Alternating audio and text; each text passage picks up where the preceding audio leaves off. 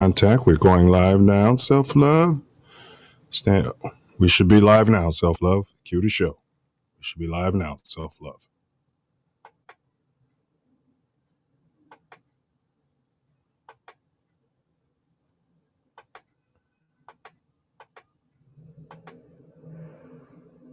Cue the show. Thank you, sir. Copyright disclaimer under Section 107 of the Copyright Act 1976. Allowance is made for fair use for purposes such as criticism, comment, news reporting, scholarship, and research. Fair use is a use permitted by copyright statute that might otherwise be infringing. Nonprofit, educational, or personal use tips the balance in favor of fair use.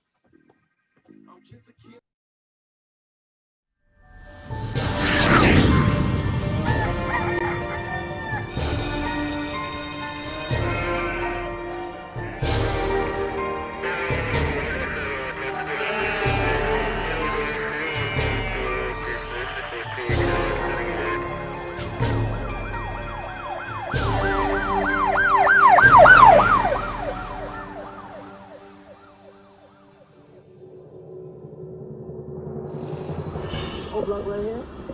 I should call this shit no block. It's 10 o'clock. Where the fuck y'all niggas at? This what y'all wanted me in Chicago? O block right here. I should call this shit no block. It's 10 o'clock. Where the fuck y'all niggas at? Niggas ain't outside. It's only 10 p.m. Where the fuck y'all niggas at, block? O block right now. Where we at? Tell you something, man. This Nino Brown, man. I'm live on O block right now. Where we at? This O block. I'm from Miami. I just want to tell niggas, man, we gotta stop killing each other, man.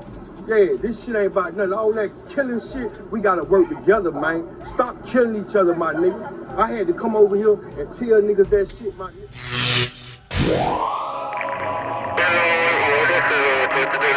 I'm right here. See where I'm at. I'm out here. Black Star Line cigars. For grown man. On some grown man stuff. And to the PDs, stop doing that killing. Please, stop doing that killing.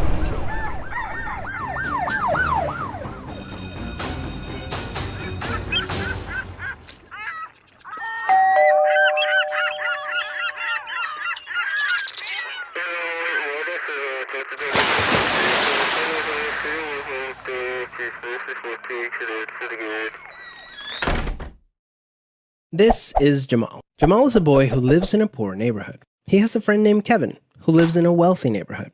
All of Jamal's neighbors are African American, and all of Kevin's neighbors are white. Because Jamal's school district is mostly funded by property taxes, his school is not very well funded. His classrooms are overcrowded, his teachers are underpaid, and he doesn't have access to high-quality tutors or extracurricular activities. Kevin's school district is also funded by property taxes, so his school is very well funded. His classrooms are never crowded, his teachers are very well paid, and he has access to high-quality tutors and lots of extracurricular activities. Kevin and Jamal live only a few streets away from each other. So how come they're growing up in such different worlds with such different opportunities for success? The answer has to do with America's history of systemic racism. To understand it better, let's look at what life was like for Kevin and Jamal's grandparents. Decades after the Civil War, many government agencies started to draw maps dividing cities into sections that were either desirable or undesirable for investment. This practice was called redlining, and it usually blocked off entire black neighborhoods from access to private and public investment. Banks and insurance companies used decades to deny black people loans and other services based purely on race. Historically speaking, owning a home and getting a college education is the easiest way for an American family to build wealth. But when Jamal's grandparents wanted to buy a house, Self the Love banks Show will start refused shortly. because they We'll lived start in a shortly. neighborhood that was redlined. So Jamal's grandparents were not able to buy a home, and because colleges could prevent them from attending through legal segregation, their options for higher education were really scarce. Kevin's grandparents, on the other hand, got a low-interest loan to buy their first house and got accepted into a handful of top universities, which traditionally only accepted white students. This opened up a wealth of opportunities that they were able to pass on to their kids and grandkids.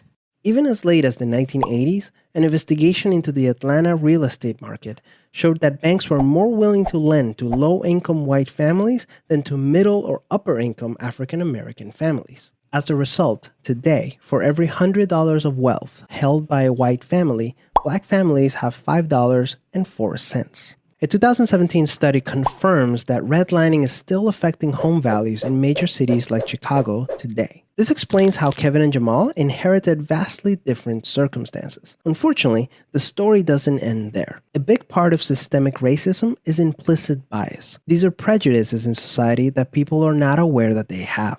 Let's go back to Kevin and Jamal. Against all odds, Jamal manages to be the only student from his high school to get accepted into a great university, the same one that Kevin and his high school friends are attending. But after Kevin and Jamal both graduate, Jamal notices that his resume isn't drawing as much interest as Kevin's, even though they graduated from the same program with the exact same GPA. Unfortunately for Jamal, studies show that resumes with white-sounding names get twice as many callbacks as identical resumes with black-sounding names. Facts. Implicit bias Please is one of the share, reasons why the black unemployment subscribe. rate is twice the rate of white unemployment, even among college graduates today. You can see evidence of systemic racism in every area of life. The disparities in family wealth, incarceration rates, political representation, and education are all examples of systemic racism. Unfortunately, the biggest challenge with systemic racism is that there's no single person or entity responsible for it, which makes it very hard to solve. So what can you do? The first thing you can do is work towards becoming more aware of your own implicit biases. What are some prejudices that you might hold that you're not aware of? Second, let's acknowledge that the consequences of slavery and Jim Crow laws are still affecting access to opportunity today. As a result, we should support systemic changes that create more equal opportunities for everyone. Increasing public school funding and making it independent from property taxes would be a great start so that poor and wealthy districts can receive equal access to resources. Systemic problems require systemic solutions. Luckily, we're all part of the system, which means that we all have a role to play in making it better. Peace.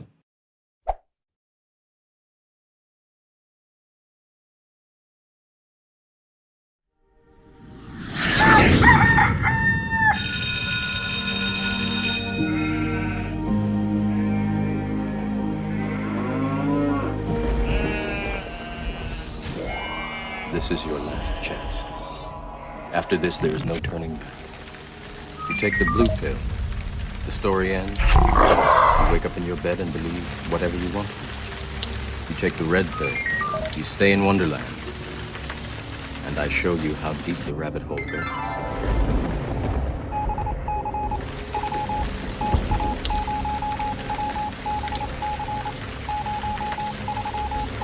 Remember, all I'm offering is the truth, nothing more.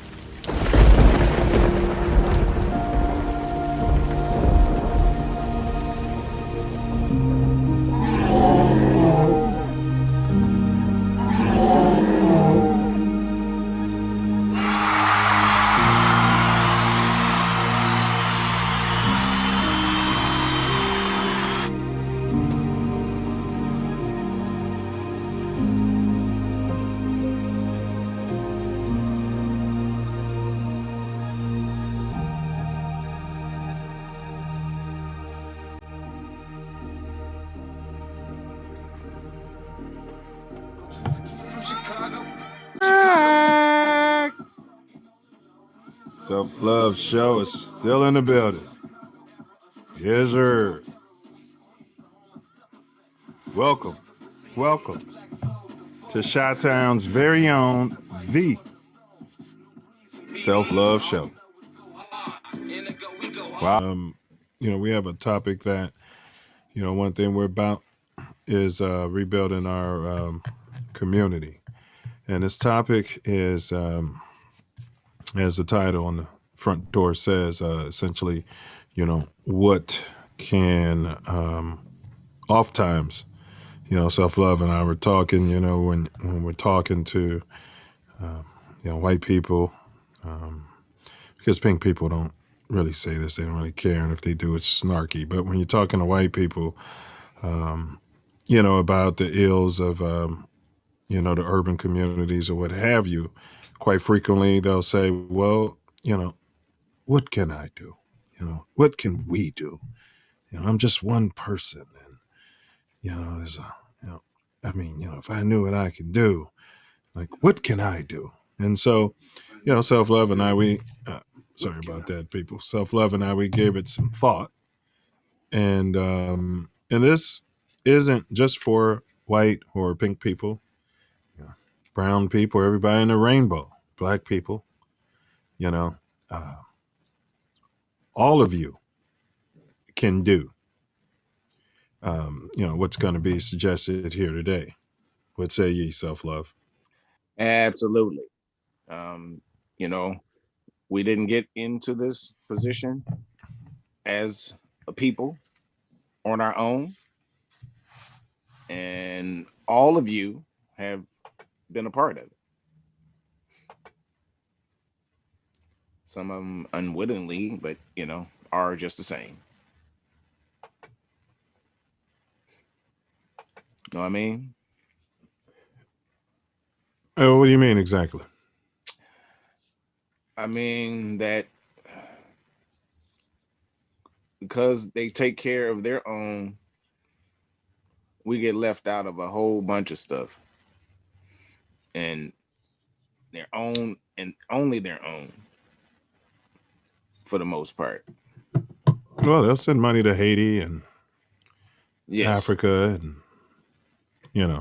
but yes, I guess I get the gist of what you're saying. So that's the topic. And what we have today, man, this tea is, ooh-wee. You see that smoke? Man. Oh, man. Tell you what. Yeah. So this topic, bro, is, could be helpful. Could be helpful to us, as black folks and also helpful to white folks and might even be helpful to the government. You know what the government is, don't you? The government. Government. That's one thing. Government. That's one of those words the uneducated have in common, whether they're, white or black. Government. You know what I mean? Government going, you know what I mean? Yeah, you see, government. Like, how many syllables? No. And I think if you ask them to spell it, it's gonna be a, Yeah. So I digress. So if there's anybody in the chat, you might be active. You may be pink, you may be white, you may be brown, you may have expertise in this particular arena, rebuilding, revitalizing urban communities. We want to hear any suggestions, Self Love and I, the Self Loves, we want to know. Absolutely. We're looking for it. Facts. Man, we gotta, I need y'all to subscribe. Thumbs up, like, share. And when you subscribe, hit the bell so you get all the notifications when we go live or upload a video. We got a little business to take care of. And then after that is the most important part. The more growth and development platform. That's what we're building this on. We're building it organically, people. So we need your help. We need you to like, share, subscribe, share. Hey, that's far right. and wide. And Free Chief. I agree. Free Chief. That's Chief of Lion Iwack, Larry Hoover, and Jeff Fort. Oh yeah. What was I there? Oh, okay. It's time to.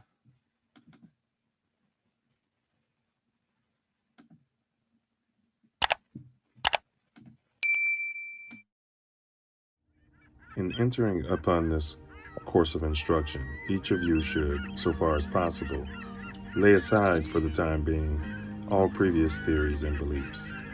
By so doing, you will be saved the trouble of trying all the way through the show to put, quote, new wine into old wineskins, end quote. Luke chapter 5, verse 37. If there's anything as we proceed which you don't understand or agree with, just let it lie passively in your mind until you have enjoyed the entire show.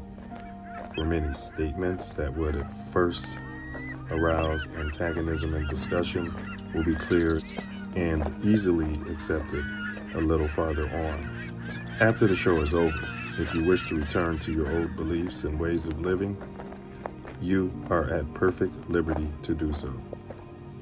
But for the time being, be willing to become as a little child, for said the Master in spiritual things, quote, except ye become as little children. Ye shall in no wise enter into the kingdom of heaven, end quote. Matthew chapter 18, verse 3. If at times there seems to be repetition, please remember, the Self Love Show is a lesson, not a lecture.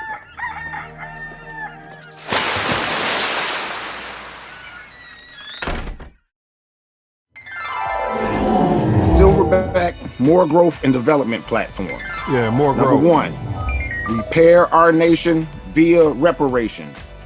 We demand our silver back. Number 2, to connect our breadwinners with our activists. And 3, show an accurate depiction of African American Chi-Town. 4, to shine a light on positive influences. 5, heal our community one person at a time. 6, to provide an unfiltered platform for our influencers. 7, recycle the black dollar. 8, to provide mentors for the mentorless. 9, baby. Close the gap between us and our pink kinsmen. Yeah, let's get her closed. We gotta close the gap, people. Gotta get that gap closed. Gotta close it. Yeah, Scotty cooking,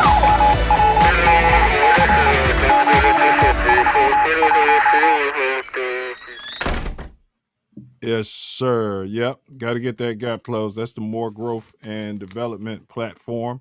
That platform is fluid. It's not solid.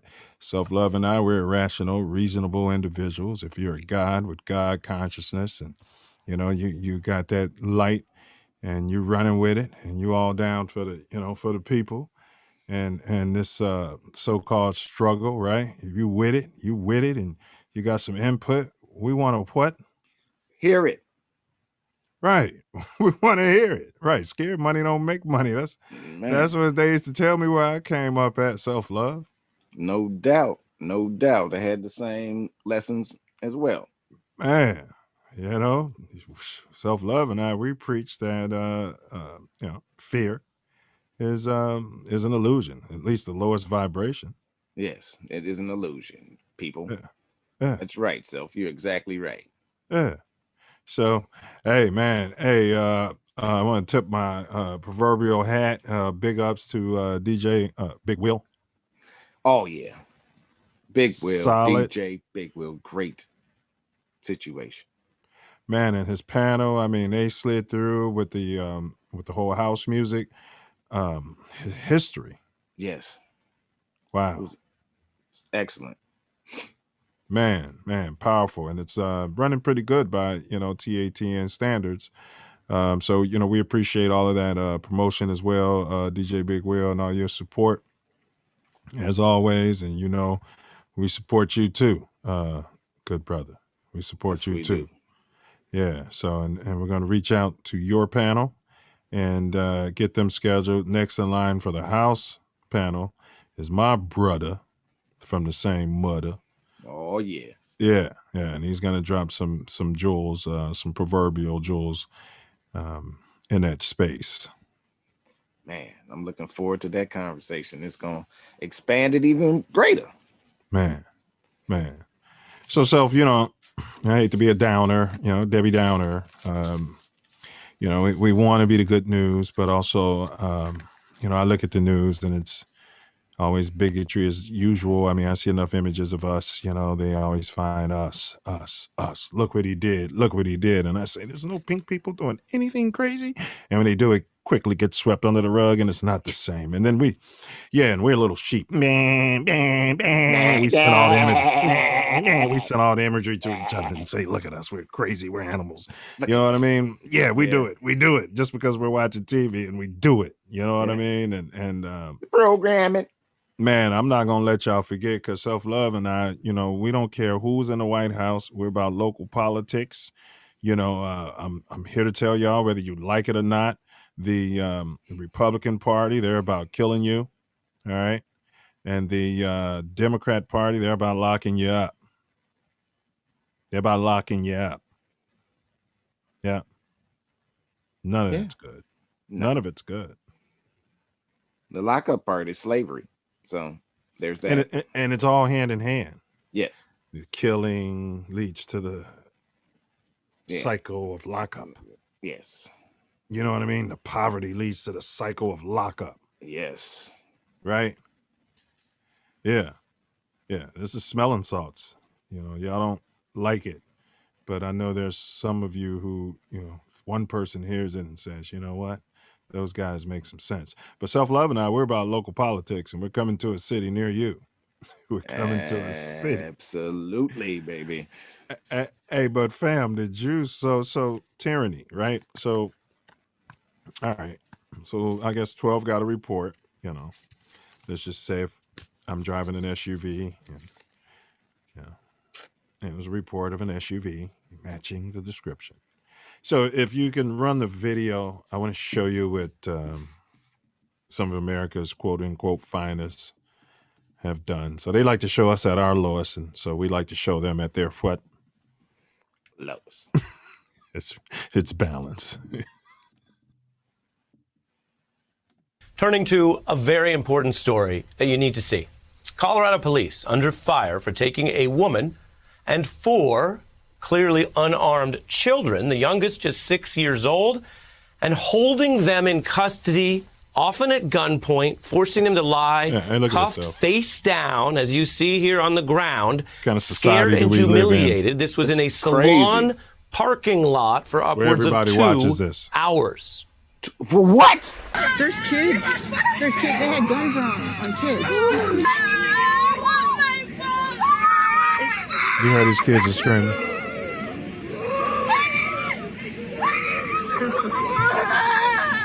I mean, what kind of society do we live in?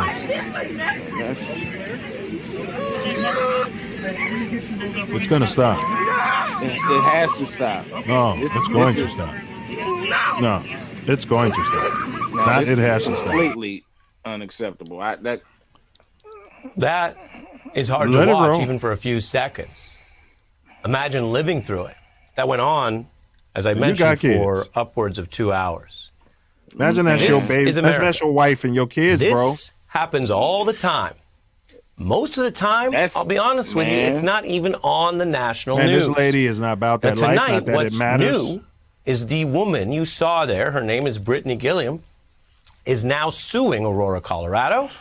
She alleges in court that the entire spectacle was an invalid and illegal arrest. She alleges the police were breaking the law. She also notes in her new suit that it hurt and traumatized those innocent children. You heard their cries. She says they now struggle with basic activities like eating and sleeping, and they are in therapy for this. The police department, to be clear, is not even claiming they had an accurate reason for the arrest and conduct you see there by the officers. Instead, they do apologize, and they say they incorrectly thought that vehicle was stolen. It wasn't. I apologize. An explanation that many law enforcement experts say does not even justify the force and guns drawn that you saw. I apologize. Now, here's what else is new tonight. You may have heard that elections have consequences. So do social movements sometimes. The protests over the May killing of George Floyd led Colorado to reform police rules in June, passing a new law that bans some aggressive tactics and also a type of automatic legal immunity for officers, which means they can, when warranted, be held personally responsible in court. Yes. This is one of the first cases based on that new law. You like that? And while everyone's entitled to their day in court, I do like that. This is the first time citizens in that state have actually been entitled to take on police officers directly and personally for their own day in court. Yes. It's very important. Like we have some special guests on the story. really, We're joined now garnish their by the wages, attorney take their for Miss money, Gilliam and her family. His name's David garnish their Lane. spouses' We're also joined by Mark wages, Claxton, who's a lock retired their- NYPD lock their detective, moms up, director maybe lock of their political moms up affairs too. for the Black Law Enforcement Alliance. Good evening to both of you. David, it's hard. I just want to start with the human part. Balance. It's hard to This even guy watch a thinks little he's bit of Alan that. Dershowitz. He thinks he's Alan You're Dershowitz. representing someone who lived through I it. thought he was for a Walk second. us through first the Poor reality, man's Alan Dershowitz. and then we could talk about the law.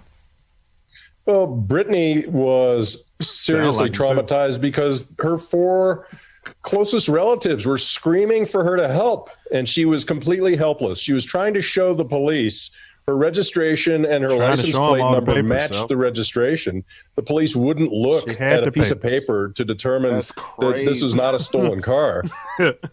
These kids had been for weeks and months seeing on the news every night white police officers Man. killing African Americans Man. for no reason LeBron whatsoever. James telling these kids And to be these little scared. kids get pulled out of a car at Kids are gunpoint. terrified. And how any cop believes there is any justification for pointing a gun at a 6-year-old hours. child, it's beyond me. For 2 hours. But these Any kids amount of are, time. this is a 2 hours? life-changing event for these kids.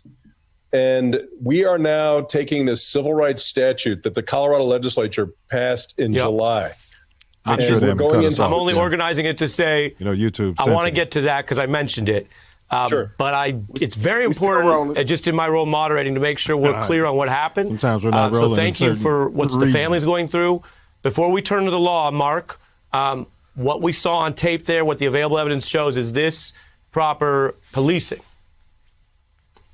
Not at all. And it's hard to reject the claim that the occupants of the car were traumatized and victimized. But, you know, early on, even the police attempted to make the stop appear ordinary. I remember hearing their spokespersons indicate that they're trained to conduct the full-on felony stop for all suspected stolen vehicles. It's absolute nonsense. The reality is, all too often with Black people, it's important to put that in, the police confuse reasonable force options with a mandate to use force. You know, built into policing is a wide range of discretion. And if you doubt that, look at the extraordinary restraint that was shown by the police officers at the Capitol on the 6th. If ever it was reasonable to use an escalated amount of force, that was it. But with all the video that you've seen thus far, even police officers being actively assaulted or retreating, they didn't even unholster their weapons. So as far as a police perspective, this stop was absolutely, totally avoidable and unnecessary and obviously traumatizing. Traumatizing, just as you indicated, Ari, just to watch it. And the vulnerability of these young ladies, especially on the heel of what occurred with that very police department with Elijah McClain. Hey, I'm Ari Melber from MSNBC. Hey, you can see more of our videos right Yeah, here, so or if better I'm- yet, go ahead and stop that and give them some quick hubbub. I'm gonna drop this link back. I don't know why it doesn't. You know how you copy a link and then it's like it has a time limit on it. I'm like, what is this crap? It happened during the last show. I'm like, I already got the link. Yeah, nobody knows. Yeah, that's You know, right. That's yeah. I hope you know. Yeah, you be knowing. I what I'm do, talking- Yeah. man. Because when we started the show, this is the second show in a row that I hit share and You hit, had the to- hit it, and it went to the wrong screen. I'm like, okay, stop Well, share. Second well, time in a row, and I'm doing the same thing. I stop share and then I do the same thing again, and it works. So well, I you know don't- what? There's a spook born every minute. Yeah, Sphinxter McDoodle. Yeah. Yeah. So man, so you saw that, bro. I mean, so you got little kids, you got the baby crying, like what, guns out? That was No, give me one plausible rationale. I want you to play the defense. I want you to be a human being. I want you to be as humanity. And you saw how many 12s there were. There was even women there.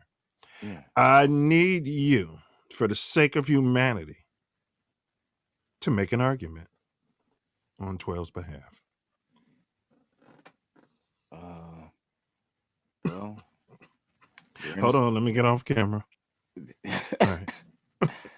Well, Well, they were suspected of being in a stolen vehicle. Okay. That sounds, that's 12-ish. That's 12 speak. And it was a high crime area. Yeah, we have this policy where if it's suspected of being a felony, stolen vehicle, that they treat everybody like that.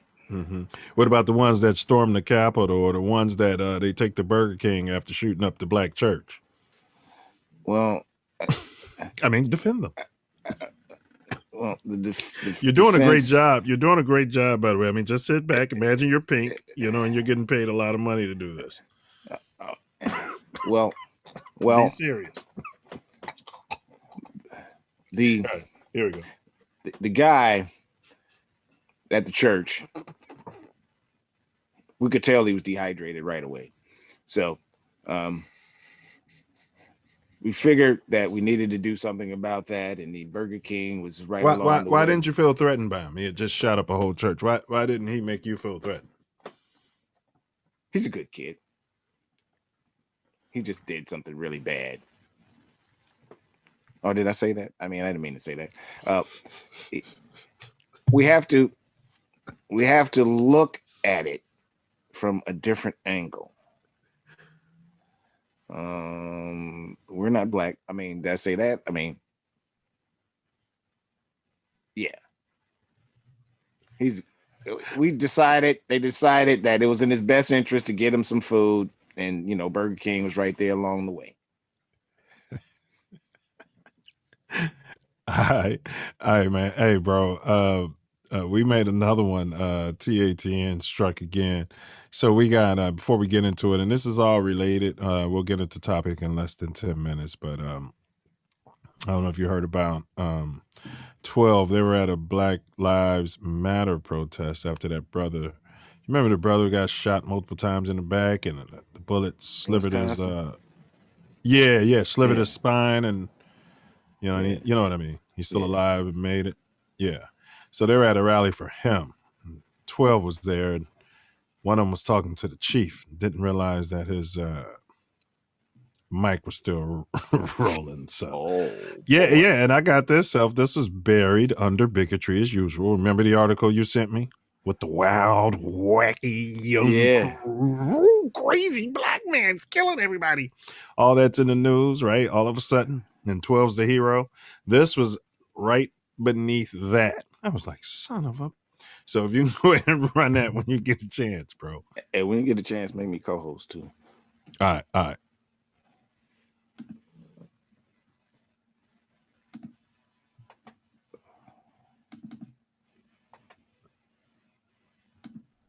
Yeah. Him firing that taser at an officer is an aggravated assault because he has not been trained in the proper use. An officer, if I go to take somebody, I know to shoot low. I know what to do. He doesn't know. That's right. That's exactly right. That's what I And that mayor up there, she's already fired the officer. And without a hearing. Open panel, hit that link, drop in. She's pushing real hard. They say she's now the front runner to be How can white people help? Vice presidential candidate.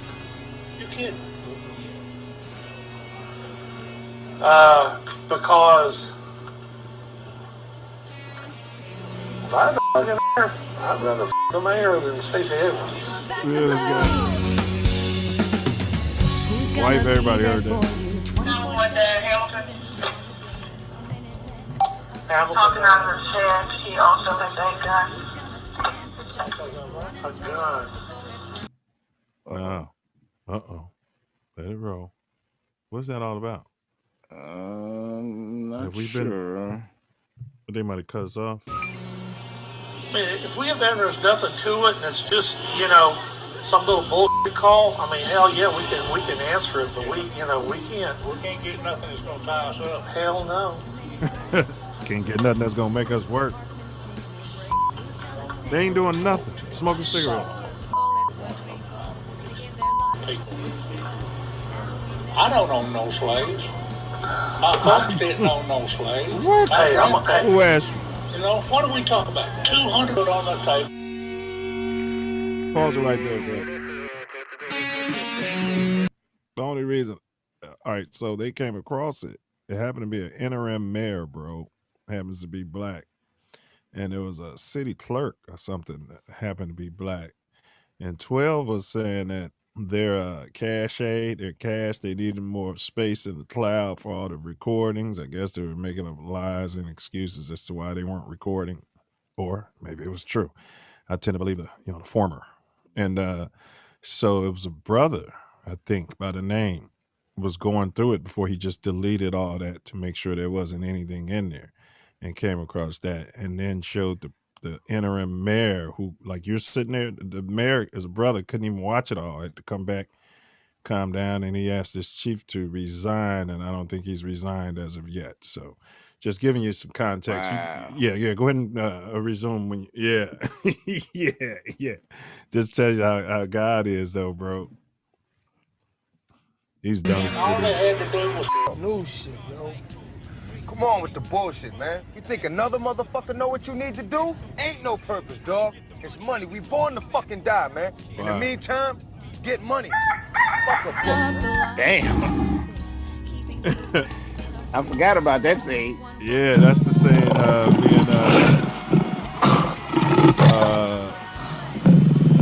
Jacob was talking about.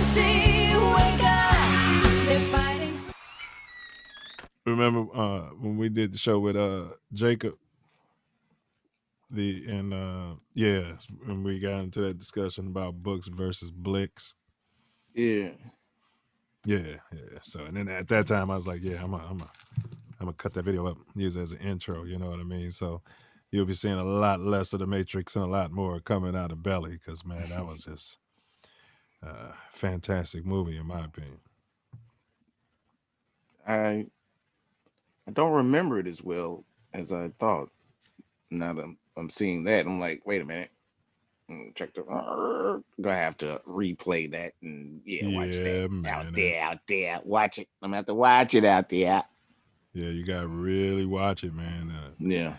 Like a lot of people didn't get out of it that what I got out of it, because some of the acting was sparse, and but yeah, there was a scene like when Buns was coming up on the Farrakhan character, and he was like, man, put your gun down. I knew you was coming. That's why I sent my guards away. You know what I mean? Like, dude, you think you slick the nation like this? That you didn't slick your way up in here and you got a gun to the minister and ain't nobody around? You know what I mean? Yeah. Yeah, it was dope, man. And Hype Williams, big ups to Hype Williams. He said that, they made him change a lot of it. Yeah. It was if you see the cuts and then all of a sudden there an African balloons are playing and all that nonsense. He said it was rigged. You saw that? Yeah, with the African. But he said that it was written to be long and epic like The Godfather. But Hollywood wouldn't let him do it, and of course we couldn't find any black people with money, I guess, or money and vision. What would you say that would be the issue? Money and want to help. Hype Williams. Yeah, and wanting to get that type of message out, right? Right. They didn't want their money to be involved with that.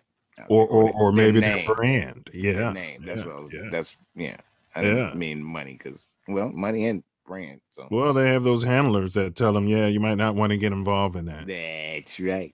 Just go home and think about it. You know what I mean? You're gonna offend some people. Yeah, no, I'm not gonna sign a deal for you. As I be talking fast to you. You just go home and you think about it. You know what I mean? They're telling you what to do. You know what I mean? A couple other guys call yourself thus handler. Yeah, handler. All of a sudden, you're getting a call from the president of Sony. You know what I mean? Tory Wordsmith. You know what I mean? Yeah. You're like, okay, is it worth it? Yeah.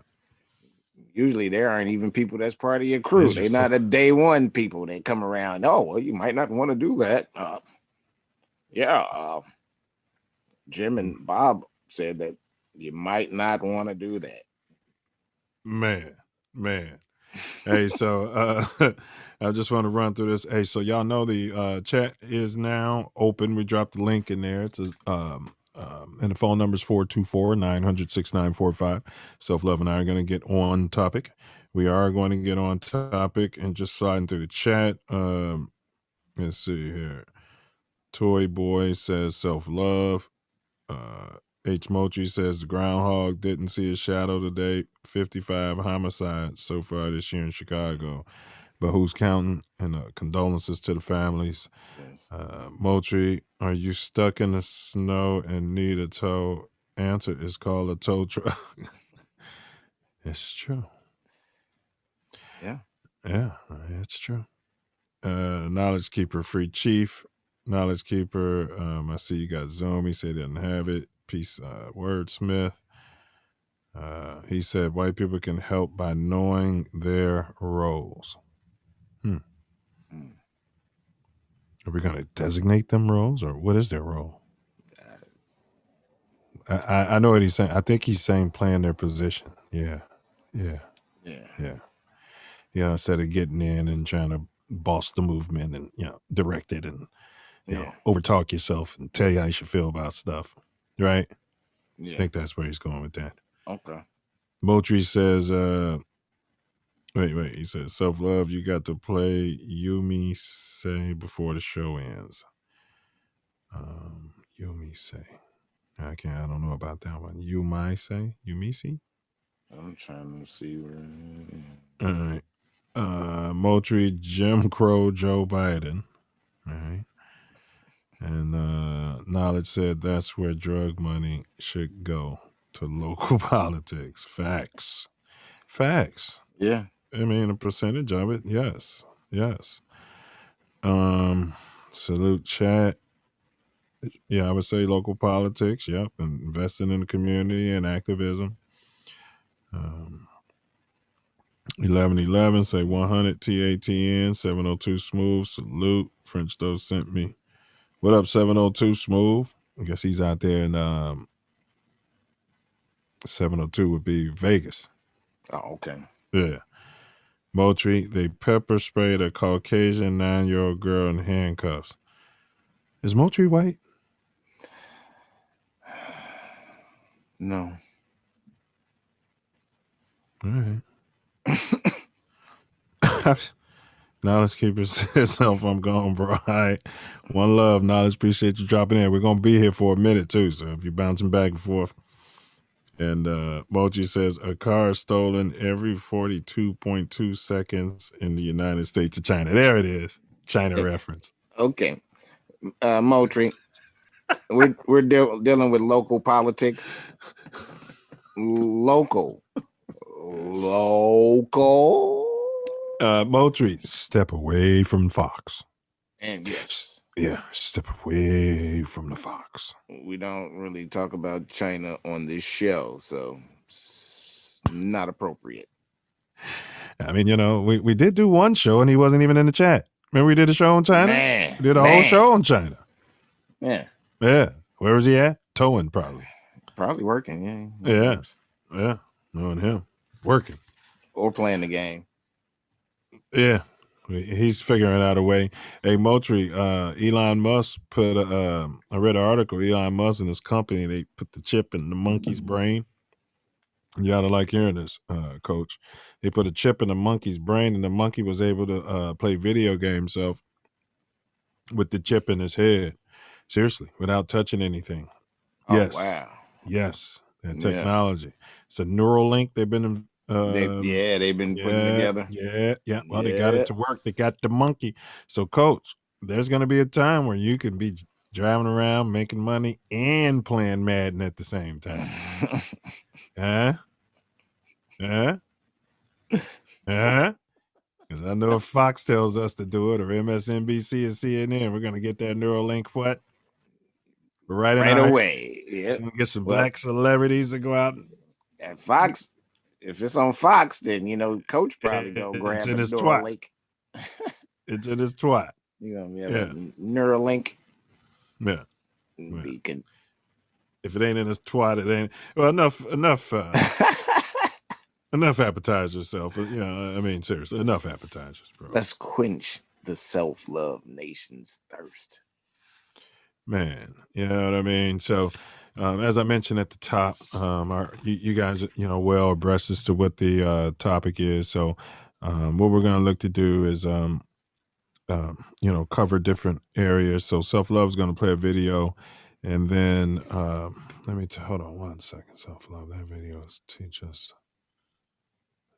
all. Is that where we are? Crowdfunding. No. We Teach us all is where we at. Teach us all. That's where we are? That's the video that's cute. All right. Well, yeah, let's roll that, and then I'll you know, go into, you know, what this first premise is for what we're suggesting that you can do, pink people. And I notice a lot of pink people aren't in here right now. 60 years ago today, 9 black students entered an all-white high school in Little Rock, Arkansas. Governor Ford has called out the National Guard to maintain order. They will not act as segregationists or integrationists. The new movie, Teach Us All, honors the Little Rock Nine. It explores how educational inequality still plagues the United States 6 decades later. Bianca Rodrigo is here with the movie and its influential backer. Bianca, good morning. Yeah, good morning. Education reform is still such an important issue facing this country. The director of that film is Sonia Lohman. Her directorial debut caught the eye and production backing of Emmy Award-winning filmmaker Ava DuVernay. Ava likens Teach Us All to her critically acclaimed film 13th, which highlights the racial inequities of mass incarceration. I sat down with 2 filmmakers at the Langston Hughes House in Harlem, New York. We're one of the few countries in the world that systematically and deliberately spends less money to educate poor children than affluent children. It's not true that education is equal in this country, because there's still very intense segregation happening in all kinds of forms all over this country. And so what I loved about her film and what she did is I think it spoke to my film 13th in a way, in that we're trying to deconstruct the truths that are supposed to be evident are actually falsehoods, are actually kind of veils pulled over an ugliness that America hasn't dealt with. Teach Us All explores hyper-segregated schools around the country where at least 75% of students are of the same race. Millions and millions of Black and Latino kids will go through a public education system that does not educate them. The film says children living in poverty continue to suffer. My mom, she makes about $9,000 a year. It's 5 of us. So you can kind of like imagine what we have to go through to survive. What you see in these segregated schools You is gotta they get a tend job. to get far fewer resources and, very importantly, less experienced teachers. Aside from parents, everyone knows that the teachers are the most influential people in a child's life and their development. Why do you think this country isn't doing more to promote good teachers, to promote and give them better raises? If we were really serious about social progress in this country, teachers would be paid like lawyers and doctors, and we would be not just sort of paying lip service to teachers. What we're seeing is we're really seeing a widespread disenfranchisement. You have children saying, you know, Miss Harnish, I have a quarter. Is that enough to buy a book at the book fair? And you just want to cry. Sad. And so you dig in your wallet and you give them $10 because you want them to have a book. So Everybody Ava, don't dig in is it their more of a wallets race up. issue in this country? No. Or is it Don't an do income nothing. inequality issue in this country? Is it a mix of both? I think, definitely they go hand in hand. You know, class in this country has been conflated with race. You know, with Brown versus the Board of Education, race is protected. It's a loophole. Race is protected, but class was never protected. You know that Black people and brown people are poor in this country, but you say that race doesn't matter, but you know they're still poor, so you don't have to serve that part of it. You think it's a given that a kid should go to school and get an education wherever they live. It's not Pause that, Joe. the environment that a kid But you don't have to stop sharing. This is what I say about, you know, no, I digressed. Go ahead, bro. I lost my train of thought. Let it roll. Yeah, let it roll. be raised in. It's not like a pretty good, safe environment. What is the solution? think just sort of that idea again that we were, a lot of people said, oh, we're not racist.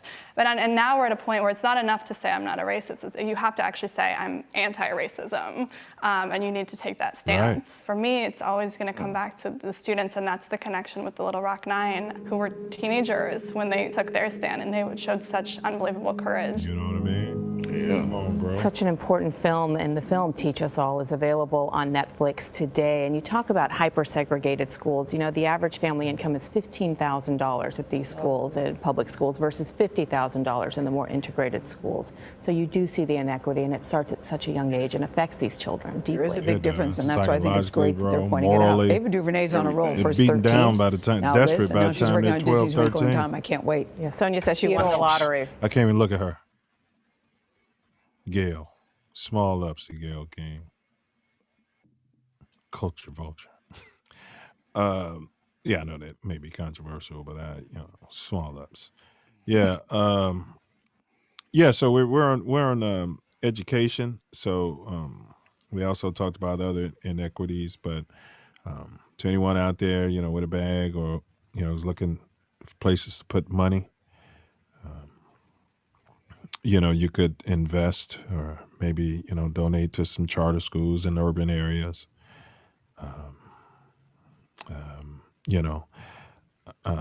Put some money into a trust for some scholarships, for kids, right? Yeah. Maybe even put some money for special education for some of the more troubled kids so they can get some extra tutelage and stuff that some of those pink kids get out there in those ritzy suburbs when they're attempting to stab kids in the neck at 6 years old. They don't just get passed through the system, fed right to prison. You know what else you can do with your money? We can get it to some activists that are going to make some moves to improve the situation. Well, yeah, we're getting there. Right now, we're just doing education. No. Yeah. Mainly, because we look at the needs, and that is a need. Self, we're looking at the needs in the community, and I didn't break those down, and so that's been an issue since chattel slavery, the lack of education, the miseducation. So you're already behind the 8 ball, and that's just not black kids. That's just urban kids. But we're talking about the black community here today. We just want to be focused. So. I was breaking it down. Self, of course, some would say healthcare, education, jobs, loans, housing, home ownership. So we're going to get there throughout the course of the show. So specifically education, a lot of us like to spend money on something that's going on in Africa, or they might help Oprah Winfrey build some flagship school, and which is great. Big ups, big ups, right? We need education all over, but it's really disingenuous. When you got cats who don't have books, who just right here in your own backyard. Yeah, it's incredible to even fathom that there's schools that don't have enough books. Public schools. They claim this is the richest nation or one of the richest nations on the world, and like that kid described, $15,000 between the household. He said 9,000. His mother made 9,000 for 5 children. Well, according to 12, the chief of police out there, she's living fat off welfare. That's the biggest lie in the world. Yeah. Because people are creative and able to give their children some semblance of what a life, a cushion, they say they're out there blowing the money and this, that, and the third. So, your thoughts, self-education, any other ways that pink people could help facilitate. And for me, before you say something, bro, I just want to say that we also spend a lot of our money on college funds, but I feel like for our situation in a city like Chicago, by the time that kid's got off to college, that kid's probably not really blicking people. I'm just saying, I'm not saying they don't need help going to college. I'm saying these kids need help getting to that point. Yeah, there has to be a change of curriculum as far as education. You should not be teaching towards a test and evaluating the teacher on the student's test scores. That is not how it should be done. The goal should be to make students that are thinkers, not just telling them what the answer is and having them regurgitate it. That's not educating, that's programming. So, are you suggesting that the pink people can change this? Or what are they going to do? Call the Board of Education? You know, we're talking about what pink people can do to help educate us. They have a large influence, a larger influence than we have in most cases. So they need to use that influence. Okay. Absolutely. That's well said. Self Love. That's well said. Facts. Wield that influence. Facts. And that's also part of what we get into as well. Wield the influence. Wield the influence. You know, understand that there's an issue, there's a problem, you know, react to it. You know, we're offering solutions. You know, snap to it. Self, let's go ahead and run into the next video and then we'll check the chat.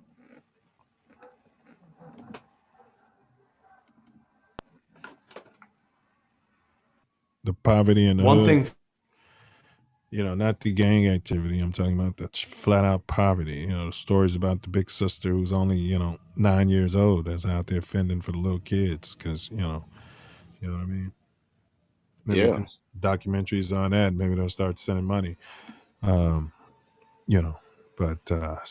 that was Dr. King on poverty itself. Actually, you can just roll right into the next one. But big up to Ace, one of our wrenches is in the building.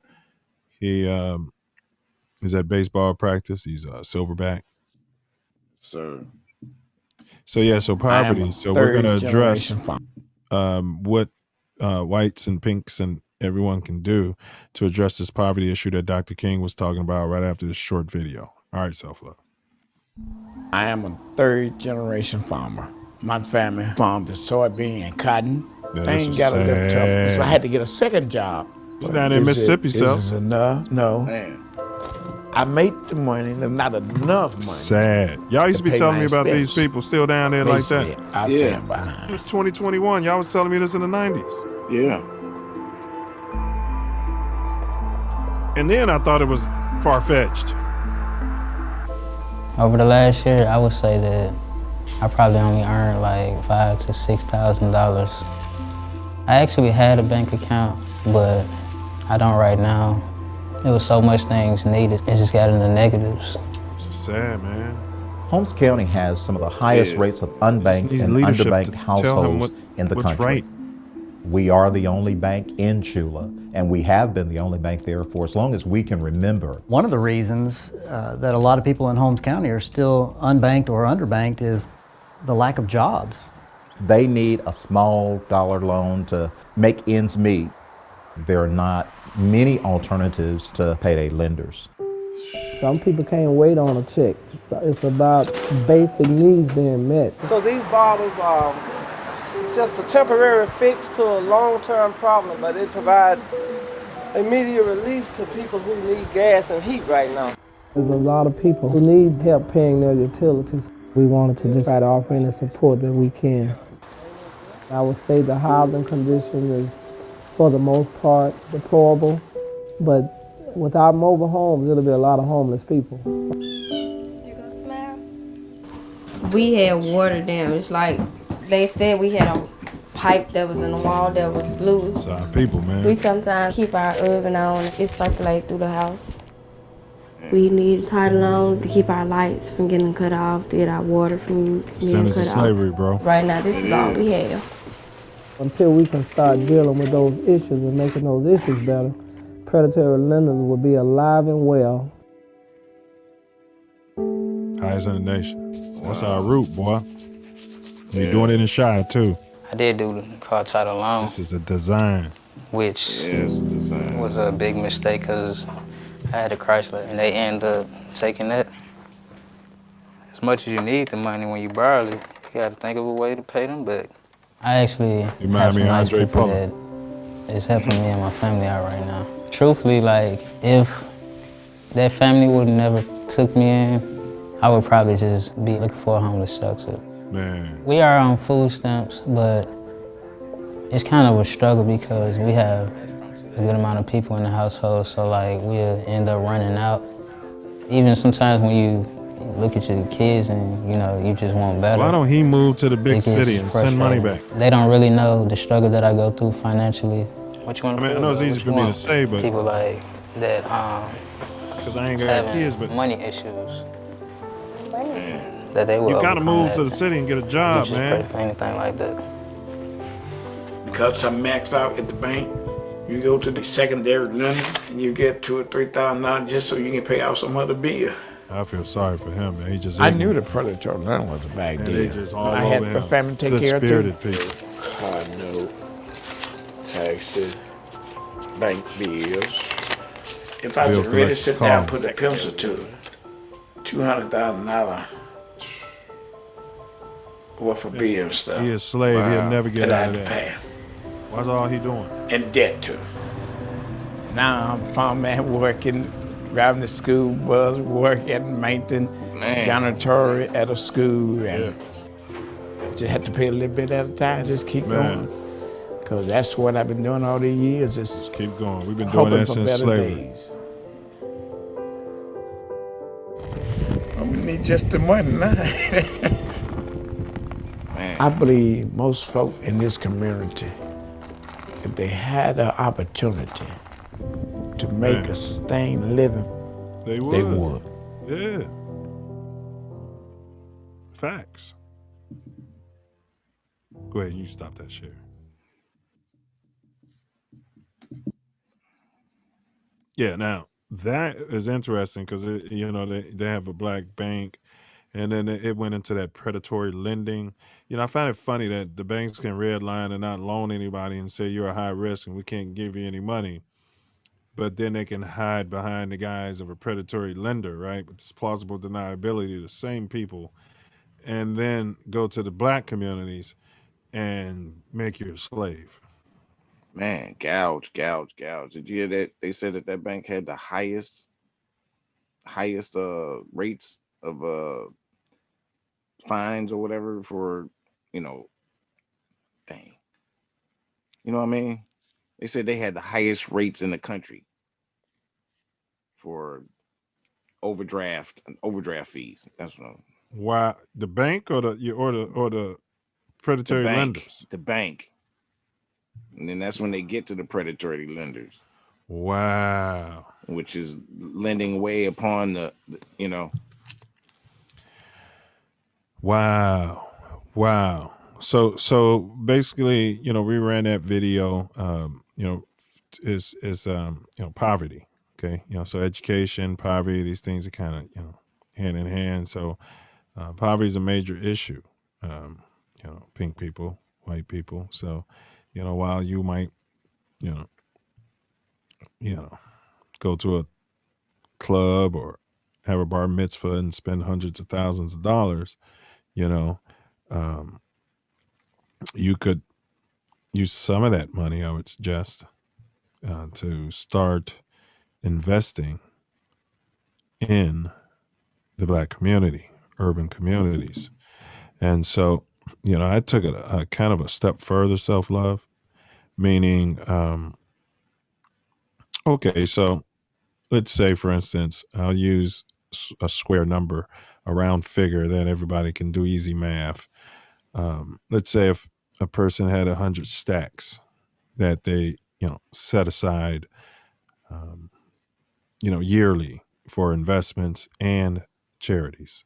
And I know most of us, the charities we look for are going to be those major charities that's controlled by the Aluma Booty. And then you can get your tax break and blah, blah, blah. And the Illuma booty is putting that money in their pocket.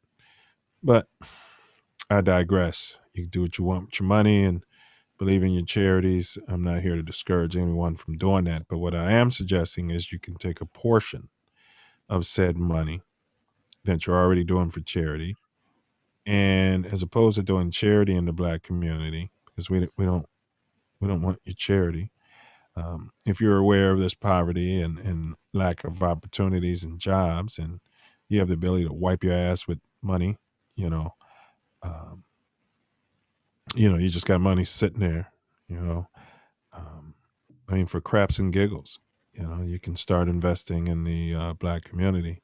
If you think about it, even if you lose money, that's a tax break, depending on, how your investments are. There's your tax break right there. It's win-win-win. Don't come in a community and start a business and don't hire Black people. No.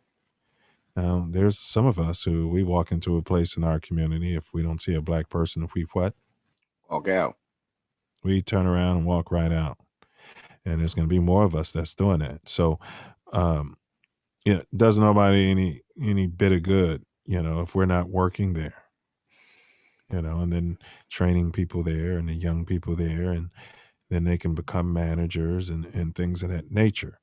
Even if you're breaking even, you know how business is. Also, some of that bread that you're putting towards the 401k, that's how most of us are investing. The 401k and the stock market and things of that, mutual funds and things of that nature. Self Love and I have discovered, less than 1% of that money gets distributed, gets invested in urban communities. So, even for our urban investors, we're investing in these things because everyone says it's safe and blah, blah, blah, blah, blah. And it sounds sophisticated. Sounds like the thing to do. You go to college, you get married, you buy a home, and you blah, blah, blah. You move out of your community. And you invest outside of your community. And it's just, oh, my God. It's lose, lose, lose, lose, lose. But back to the pink. Cycle, too. Yeah, it's a vicious cycle. Cycle. Yes. And it removes all the professionals from the neighborhood. And when you do that, there's a void. Void of mentorship to help the next generation get to the next level, or those who are not so inclined to, have had money or experience or the education. If they can see something, they can be it. But if they all move and run, it's just not a good situation. Man, that's facts, bro. That's facts. So, consider that, pink people. Why don't you invest in urban communities? I can tell you factually, especially in Chicago, that you got red zones, red line districts. They're not loaning money. Self Love said, hey, I want to do this and that. They're not going to give them the money for it, because of the area it's in. So if you're sitting there with money and you're looking for investments and you're saying, what can you do? Right. And you say, well, I have a lot of Black friends. Hey, do you? But now you can open up a whole universe. Now you can have a reason to be in a community and you can see things for yourself, and expand, right? You can expand, we can expand. How many people have we sat down in these communities, Self, and they said they never saw white people until they got off to college, or whatever? A lot. That's retarded. Well, on the streets or whatever, but you might in school maybe, right, but that's if they went to certain, your teachers, yeah. Aside from that, and the police, yeah. There's no other interactions with white people except for the business owners too, because the business. Are they white or are they Arab and? Are they white? Some, not most, but there are some. And not most. But I know what you're saying. Growing up, it was more. You saw more of that. Yeah. You saw that though. You'd be like, okay. Yeah. Maybe them coming by and picking up the money or paying off some bills, and yeah. Because when I grew up, it was We had black folks, and it just depends, but they were older when I grew up. All the black people who owned their stores, they were already old when I was coming up. Yeah. Yeah. Weren't they on the brink of selling and retiring, and they got bought out by the or just going out of business. Yeah. Yeah. You know. Yeah. Yeah. I remember those corner stores. We used to be able to spend our money with black people, man. Like you said, Coach's mom owned the candy store. You were recycling your money, bro. Even though, she wasn't charging you, but my point. It was actually Coach's store. Yeah. Yeah. How great is that? You had to recycle your own money. So, just really give that some thought. There's things, like we talked about housing Self, right? You can go in, you can flip some houses, pink people. You can pay a guy like Self Luv, who's got, knowledge in the game, linked up with people, knows the cities, not afraid to, move around the South Shore area, take some of those beautiful properties, put your money into it, and then you can pink people? You can self-finance it to a nice black family that you believe in. Yeah, you can do it. You can do it. Rich black people, you can do it too. The question is why haven't you even thought about it? Why haven't you considered it? Why haven't you done it yourself? Because of the programming. Yeah. See? Yeah. The programming has everybody waiting for big politicians or somebody else to come out of the sky and do it. Yeah. Absolutely. Yeah. Yeah. Yeah. Business partners. We're your kindred cousins, so to speak. Right, so? Yeah. Yeah. Vic Damone. All right, well, let's get into the, what's next? Was it break or is it another video? Yeah. Yeah, it's a video. Investing in urban. Yep. Yeah, let's do that because that's what I was doing a whole lot about talking. Maybe I was ahead of the game, but yeah, that's where we're at. Let's roll that, and then we got break right around the corner. Ready?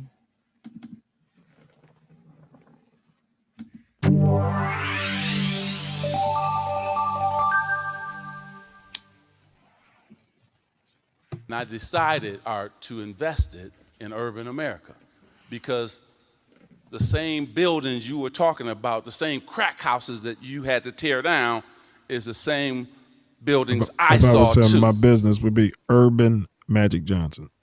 Here we are, unemployment, the highest it's ever been in America. But think about it, it triples in urban America. So he's going to giving that game to them. And trying to get investments from 10% them. For he should be in a room full of black people. The general public is over 30% for us, and Latino men just up under that. Then we have the highest dropout rate we've ever had in urban America, in the urban schools. So this school means a lot. Art, you and Father Tim, this school means a lot. So I see it every single day because I do urban America every single day. So what I've done is I said, okay, what do we need? We need job opportunities. We need big boxes is coming to our community. We need business ownership, man. Not only supply opportunity, but also jobs. So that's why our approach. You're right. We need Sony to build Magic Johnson theaters. Over slave ship. We built 6 of those across the country. But see, he's talking to the masters. So Joe, he know how to get money out of them. Talking about jobs. Yeah, yeah. You look good. You got tan. I see it. So Joe, what happened is when I did my homework, minorities are the number one group of people. Joe who pretty to the tall, movies, man. but there Joe was probably no theaters in our 6'2". community.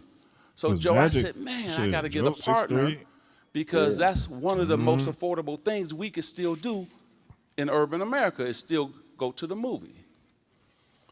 So Joe, I went and we made the deal. Maybe a little taller than that. And we were going to open on that Friday, Joe. Because look at the top of his head. It's coming to Magic's nose almost. I said, Joe, how many hot dogs do you have for the opening? And the food buyer looked at me like I was still a basketball player. Magic 6'9". Yeah. So he said, you got enough for a month. So I said, okay. So we opened the theater, Joe, on that Friday. Now, the same amount of hot dogs they get, where you from? Minneapolis. Okay. What side of town? Well, Northwest. Northwest, the same amount of hot dogs in Northwest that they have at your theater. Not a speck of That's what pepper they in the gave crowd. me, right? So we opened on Friday, Joe, and sold out all the hot dogs Friday night. He told me that was enough for a month. But what he didn't understand, Joe, in urban America, we're not going to go to that was dinner on the show, and a movie. McNair. We're going to have dinner where? At the movie. See, he didn't know urban America, so I had to teach him. So, Joe, I'm out at the supermarket buying hot dogs and buns Saturday morning. Look at Magic. For the Point mistake guard. he made. Point guard. You got me, Joe? Mm-hmm. I love Pointed that, out, Joe. too. Magic still mad. Should have had him out getting it. But he couldn't count on it. Point guard, boy. Art and Father Chips. Tim. He told him he had enough for a month and it didn't last a day. Exactly. In urban America. Should have told him go out and buy some more. You know, the next day. That's why my per caps were higher than anybody's in the industry. Because I do business every day in urban America. You can't just bring Pepsi or Coke into urban America. We grew up on Kool-Aid. So it's flavors that we want. So you have to understand that if you grew up in urban America, you would understand that. If they weren't so arrogant, then I approached Howard they would Schultz, just listen to black Darren, people telling them that, but they don't. and I said, Howard, the growth of your business would be through urban America. Minorities, we want to have options. All right. That's what Knowledge Keeper meant, I think, by, play your role. Yeah. Right? I shouldn't have to brain wrestle to you about how many hot dogs put in this community that you've never been in. Right. Right. You know what I mean? So, as you look at it, some of the things Magic said is right, though. We do need job opportunities, so it comes down again, people, invest. We don't really want your programs. Those programs haven't worked out. That money's getting to criminals and politicians and bloodsuckers. It's not getting in the right hands. It's not. You can't count on the government. If I'd say my estimation is what? There's 50% of the white people in this country are okay with black folks, right? So, let's just say if 10% of those helped, did what Self Love and I are talking about, we'll see if we couldn't have this thing turned around within about 9 years or so. And you can do it city by city. You can identify the worst city, it's having the highest, crime rate, unemployment. Do it, use it as a model, beacon. You can be smug, smell your farts, use it for what? Promos and public relations, right, so? Yeah, I get out there. I finally get out. I'd probably start me a business self, get in every Dr. Law and start it. Can't fight it. You can't fight it. I had people, when you tell them that, in Africa, you know what I mean? That's what I told my mom when I wanted to get my ears pierced, Like, boy, are you funny? You know what I mean? Well, in Africa. You know what I mean? In Africa, we in Africa. You know what I mean? In Africa, the warriors in Africa. And then one of my uncles was like, yeah, he's right. Actually, he's right. Yeah, see, somebody knew some of my story, So, sure, I'm digressing all over the place. Yeah. Any thoughts, Self? Yeah, we y'all can help out any way you think necessary. If no, what we've put forward for you is not. Yes. No. Yes. You can directly. This isn't about whatever you think is necessary. This is not what this show is about. But go ahead, Self. Go ahead, bro. We're gonna direct you. Yeah. Yeah. I'm just saying, towards any means. I'm just saying, like, do something.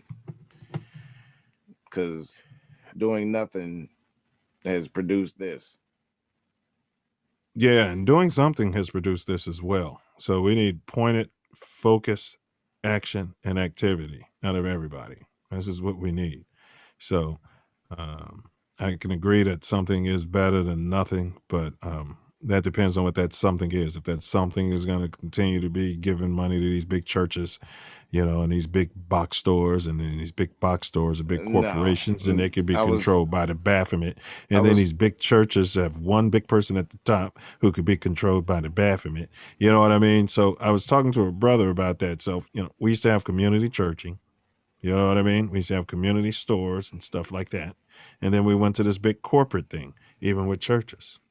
Yeah, and churches from back in Mississippi, at least with my family, they ran the church. My great grandfather was the deacon, and my great grandmother was everybody the treasurer. knew each other, and it was local. Yes, and the politics was local. They hired the preacher.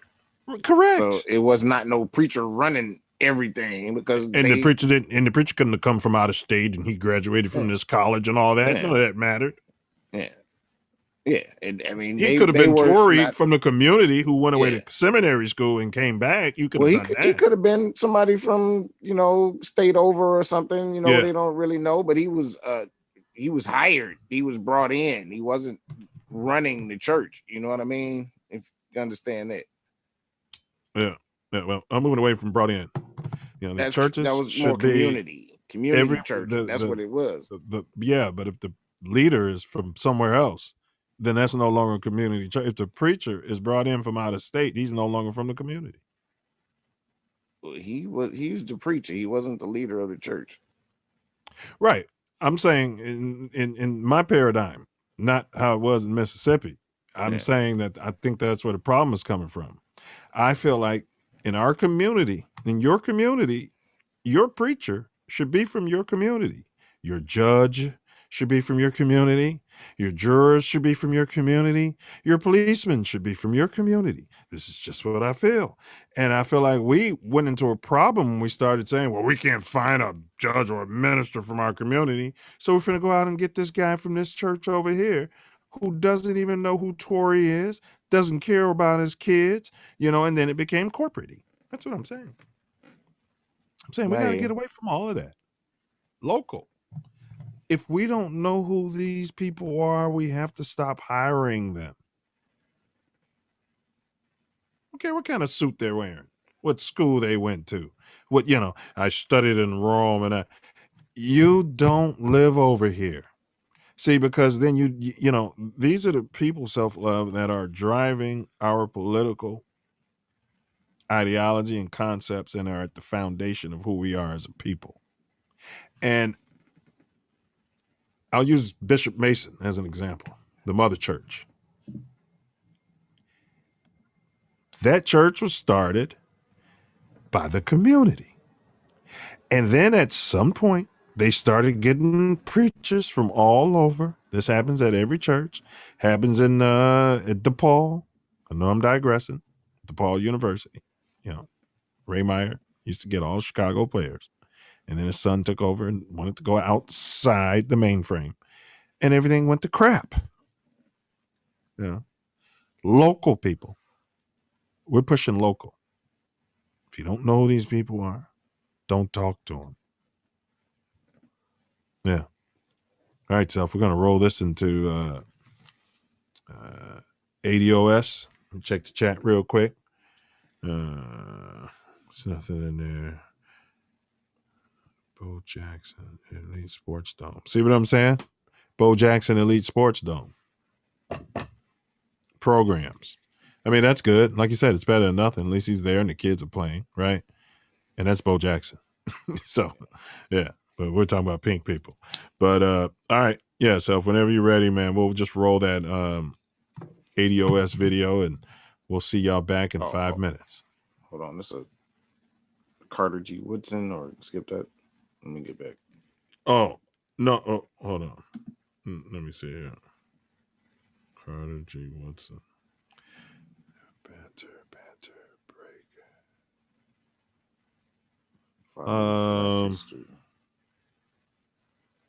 Yeah, that's the break one.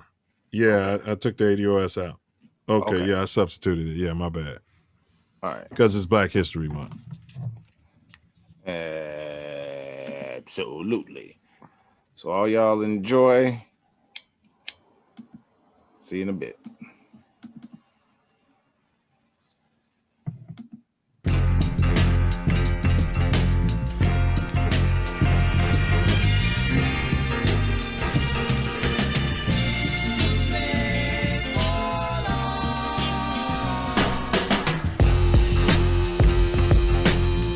Carter G. Woodson.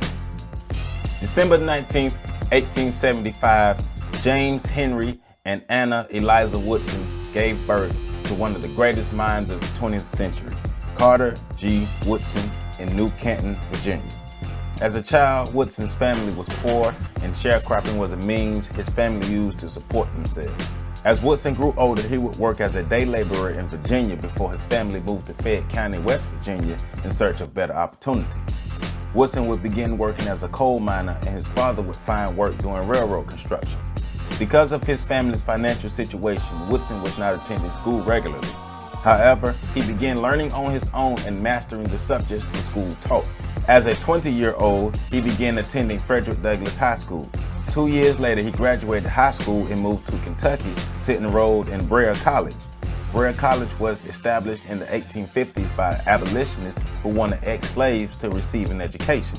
Woodson earned his bachelor's degree from Brea College in 1903. Later that same year, he became a school supervisor in the Philippines, a position he would hold until 1907. The fall of 1907, Woodson would become a full-time student at the University of Chicago, where he would earn his master's and bachelor's in European history. In 1909, Woodson would earn a scholarship to attend Harvard University and eventually earn a PhD in history, making him the second African-American to earn a PhD behind W.E.B. Du Bois. After leaving Harvard, Woodson would move to Washington, D.C. and become a teacher at both Armstrong and Dunbar M Street High Schools from 1909 to 1919. From 1919 to 1920, he worked as a professor of history, dean of arts and sciences, and head of the graduate program in history at Howard University. He furthered his career as a professor at the West Virginia Collegiate Institute from 1920 to 1922. Finally, later in 1922, he would become the director of the Association for the Study of Negro Life and History in his return to Washington, D.C. 1915 was the year that Woodson founded the Association for the Study of Afro-American Life and History because he noticed the need to bring African history to the forefront. It was no secret that the history of African people was purposely hidden and overlooked. This was unacceptable to Woodson. He would next create his own publication called the Journal of Negro History in 1916. And in 1921, he also established the African-American-owned Associated Publishers Press. The February of 1926 was the year Woodson would create Negro History Week to educate African-American people about the richness of the history of African people. Woodson would work extensively lobbying to make Negro History Week be recognized federally by the United States. It was important to Woodson that African history was available for every African-American to access. With that thought in mind, the Negro History Bulletin was published in 1937 to help Woodson reach his goal. The Journal of Negro History was used by Woodson to provide a realistic depiction of black life in America. It portrayed blacks as human beings from many different walks of life. Because of the publication, black people were able to learn that we were more than slaves and sharecroppers. Woodson would also choose the second week of February to celebrate Negro History Week because of the birthdays of Frederick Douglass and Abraham Lincoln. He also provided many different black institutions with information and instruction on what Negro History Week was and why it had a need to be celebrated. Woodson, along with Rayford W. Logan, Charles W. Wellesley, Lorenzo J. Green, and A.A. Taylor would become true champions of the history of African people. They used the information they gathered through research to write about and teach the alternative history of African people. This story was different from what African American people were used to being taught. Woodson and his colleagues were able to provide the people with stories directly from African American people and other African people from around the world. In 1926, the NAACP honored Woodson with the Spingarn Medal for his efforts in the promotion and education of African history. Woodson's association, which was the main vehicle for educating Black America about its past, was initially funded by white corporations. Woodson refused to affiliate his organization with HBCUs, so he lost his funding. From that point on, he was supported by the black community. 1915 was the first time Woodson became a published author with his work, The Education of the Negro, prior to 1861. He also published 4 monographs, 5 textbooks, 5 collections of source materials, 13 articles, and 5 collaborative sociological studies. He was dedicated to educating black people about who they were and also promoted people researching for themselves. Woodson is noted as one of the first scholars to study slavery from the experience of the slaves. He was also able to capture the true horrors and terror African people faced on a daily basis. He was noted for publishing such works as The Negro Wage Earner, The Negro Professional Man and the Community, A Century of Negro Migration, A History of the Negro Church, The Negro in Our History, The Miseducation of the Negro, and The African Background Outline. Woodson died in 1950 in Washington, D.C., being regarded as the father of black history because of his contributions to the history of African people, as well as being the champion behind Negro History Week, which eventually became Black History Month. If it were not for people like Carter G. Woodson and J.A. Rogers, it would be even more difficult now for us to know our story. Mr. Carter G. Woodson, we proudly stand on your shoulders. For more information, please visit www.ontheshoulders1.com.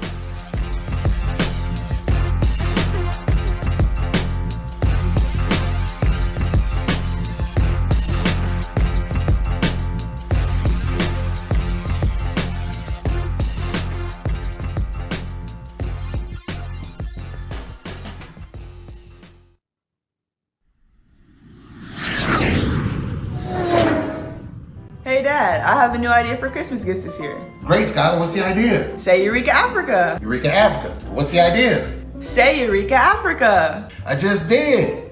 But what's the idea? That's the idea, Dad. Say EurekaAfrica.com. Oh, say EurekaAfrica.com. Say EurekaAfrica.com, where you can get all of your awesome handmade African clothing and accessories for a great price. Great, let's go order now.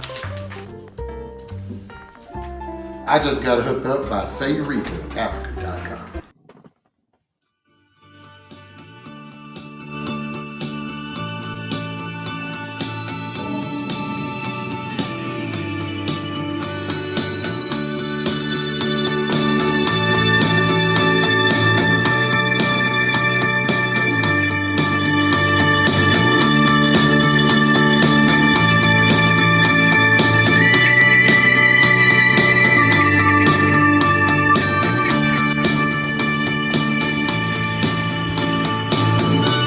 Welcome back to the Self Love Show. Welcome back. Thank you for being here. It's been a blessing. We're here trying to figure out what white people can do to help the black community grow and catch up. Tori Wordsmith, host of the Self Love Show, along with Man the Black Terminator. We're growing our platform. Growing our platform. Can you turn the music down, son? Bobby? Yeah. You ain't got a screen. Is that better? I'm sure it's gonna sound good on the thing. Is that better right there, man? Is it lower? You want it lower? You want no music? No, we good. Alright, go ahead, fam. Yeah, so we presented some ideas. Let us know what you think. Hit the chat. Or come on, hit the link and come on. Or call in.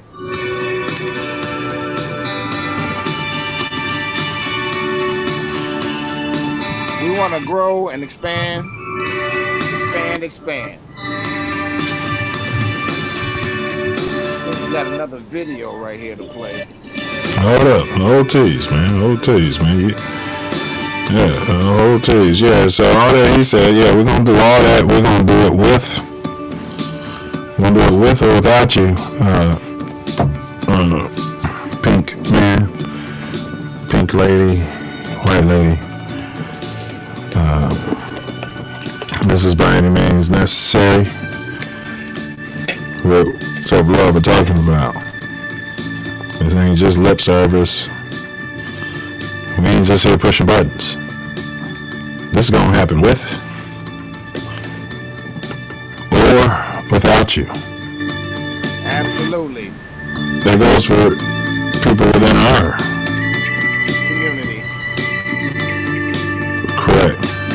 whoever opposes or wants something in a different fashion, it's gonna happen with you or without you. Facts. Facts. I mean, the Million Man March, Self, right? We went, right? Others didn't go. Did it take place? Did it take place? Oh yeah. And some of those others, upon our return, were like, "Oh, I wish I went." Right. But we were there. and others weren't, but it took place. Yeah. And big ups to you two for that joint.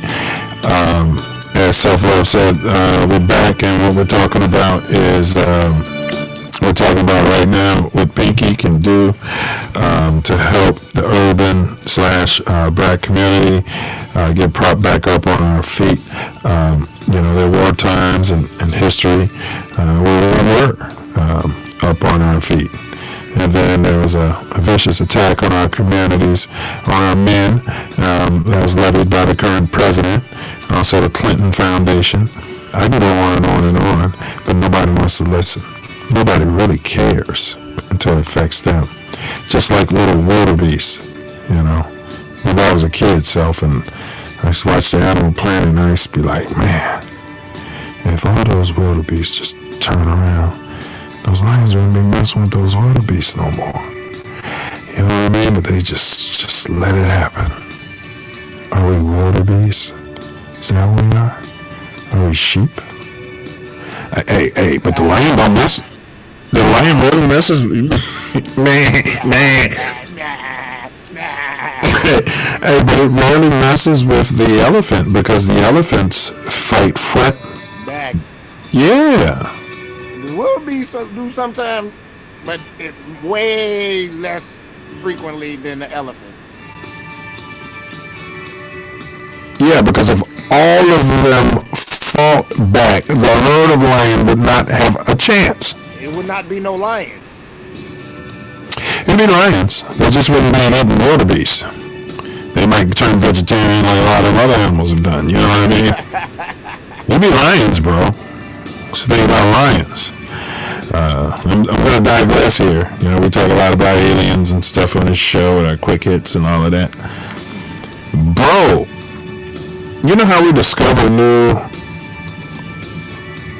species, some underwater and some like in the forest and the jungle and all that? Who's to say those are an alien species? Because, it could be an alien, right? And then scientists go, oh, this is something we never discovered before. Yeah, well, that's fact. That could absolutely be absolute. Right? And the aliens could be at a quantum level, dare I say, or a microscopic even.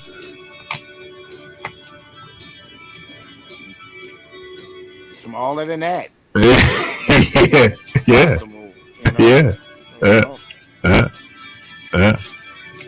We digress, though. Let's go ahead and get into that next one. Trying to get this sage going. It's a great show. We can all work together. And one thing I wanted to mention for you to play is that by rebuilding the urban community, we'll all make more money. So, there's that. All right, so.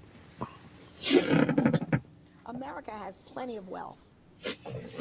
And we have lots of people who are heroes and sheroes in terms of donating their money. So the more models that we can show that actually have a direct, where you invest and you see a direct outcome that is sustainable over time, I think the more we will see private sector investment, both private sector philanthropy as well as for-profit. So in Eastlake, it's not just housing, it's not just education, it's not just wellness. Wellness includes a brand new grocery store that is financially feasible. She started through. It's a new bank branch. Man. It's a new big box kind of development. They came in No. 20-30 million dollars worth of private investment. Don't It's want not the part big of the box. philanthropy at all. Those are profit-making businesses. Yeah. And they are there, and they are doing very well. The Publix is one of the most successful. The grocery store is one of the most successful. This is a community that hadn't had a grocery store. You got to build a community self where they're all But because of this holistic approach, vested financially. and involving Bank is co-opt owned by market the rate community. housing, as well as subsidized housing. Yes, the businesses are all, subsidized or everybody in the community pays in a subsidized pot housing. We and invests in create all the a businesses new out of there. level of investment that actually supports the very services that everybody needs. The Publix is not just That's what America's for supposed to be. low-income They just people, cut us out. That's for all. young people or people like me, old people. It's for everyone in the community. It's for the health of the community. And then we cut each other out through conditioning. Shifting dollars from consumerism to local crowd investment. Was supposed to stop that? Yeah. She was I appreciate that. Yeah, she was quite poignant, about what's needed. Banking. I would agree with that, Self. But I would say, I hate to sound, over conservative, but I would really just say a hands-on approach. Buy up some of those properties. You got the cash, get an investment group. Don't be a slumlord out there.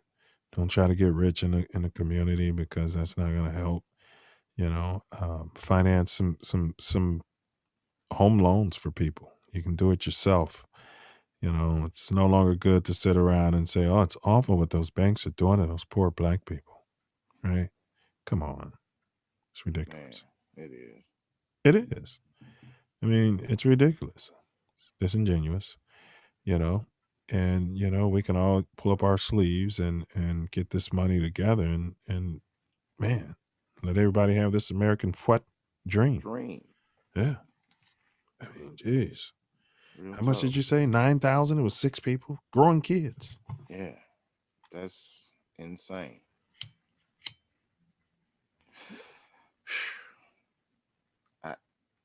Man, that's ridiculous, man.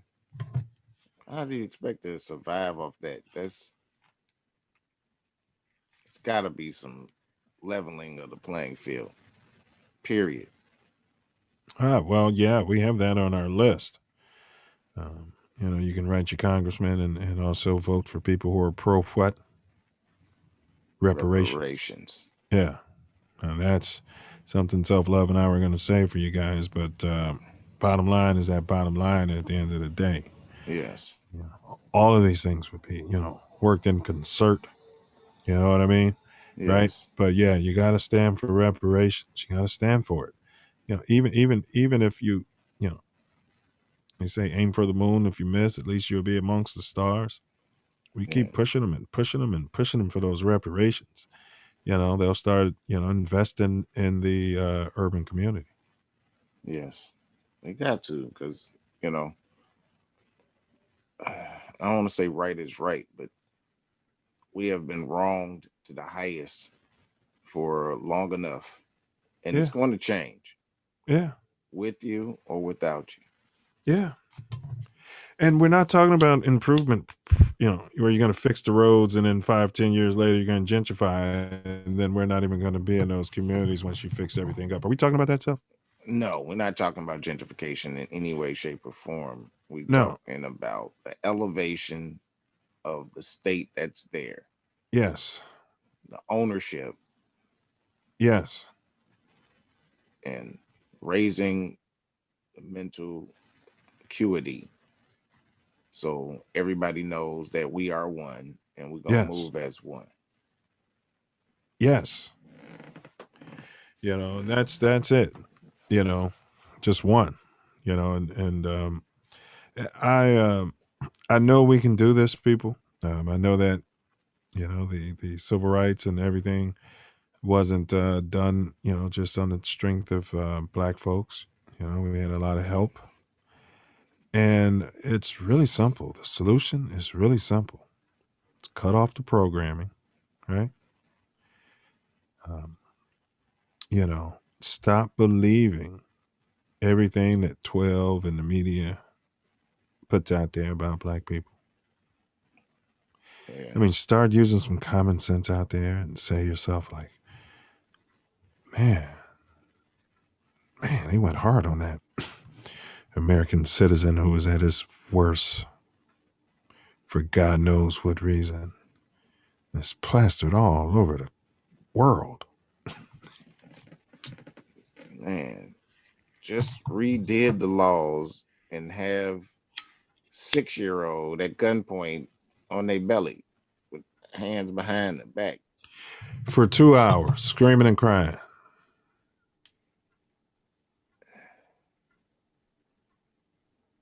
It's Self, I've known some heinous thugs, and they would have done their ops children better than that. Yeah. Knowing that the op literally jacked that car, not a mistake. Right. And they'd have done the ops kids better than that. Yeah. You're exactly right. That was... And the fact that that's a public parking lot and the citizens have been conditioned to watch that. That's damaged those children. We got to figure out how to help them. They need some repair because that's damage. And the sister was like, "Can I just go over there with my baby?" No. You had like you said it'd be like if you're crying and Jazzy's like, "Can I just go with my little brother, and comfort him?" No. Yeah, that's sickening, man. These kids are face down, handcuffed. What are you afraid of, 12? We digress. I digress this way. My bad. Well, I mean, it's because that was deplorable, and then I had to defend it right after that. So you know what I mean. So hey, 12's gonna be calling you, boy. You offer you that 6-figure spokesperson job, huh? Yeah, I'm just a black guy with no experience, but they pay me to come talk to you guys. You know what I mean? Don't want it. Hey, I feel you, bro. I feel you. Where we at on this thing here? Investing in where we at? We already went to banter, right? Hey, Eureka. Shirley Franklin. That was Shirley Franklin, right? Yeah. Crowdfunding urban. This is kind of what I was kind of getting at, sort of, but yeah. Yeah, I think our community self should be a co-op. The whole thing. That makes a lot of sense, bro. The whole thing. The property ownership, everything. We're all in bed together. If your house falls apart, we all lose a little. You know what I mean? Take care of it. Exactly. You know what I mean? Yeah, it's co-op. That makes a whole lot of sense, bro. Yeah. Yeah.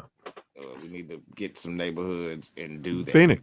Phoenix, Illinois. I got my target on Phoenix, Illinois, or Robbins, Illinois.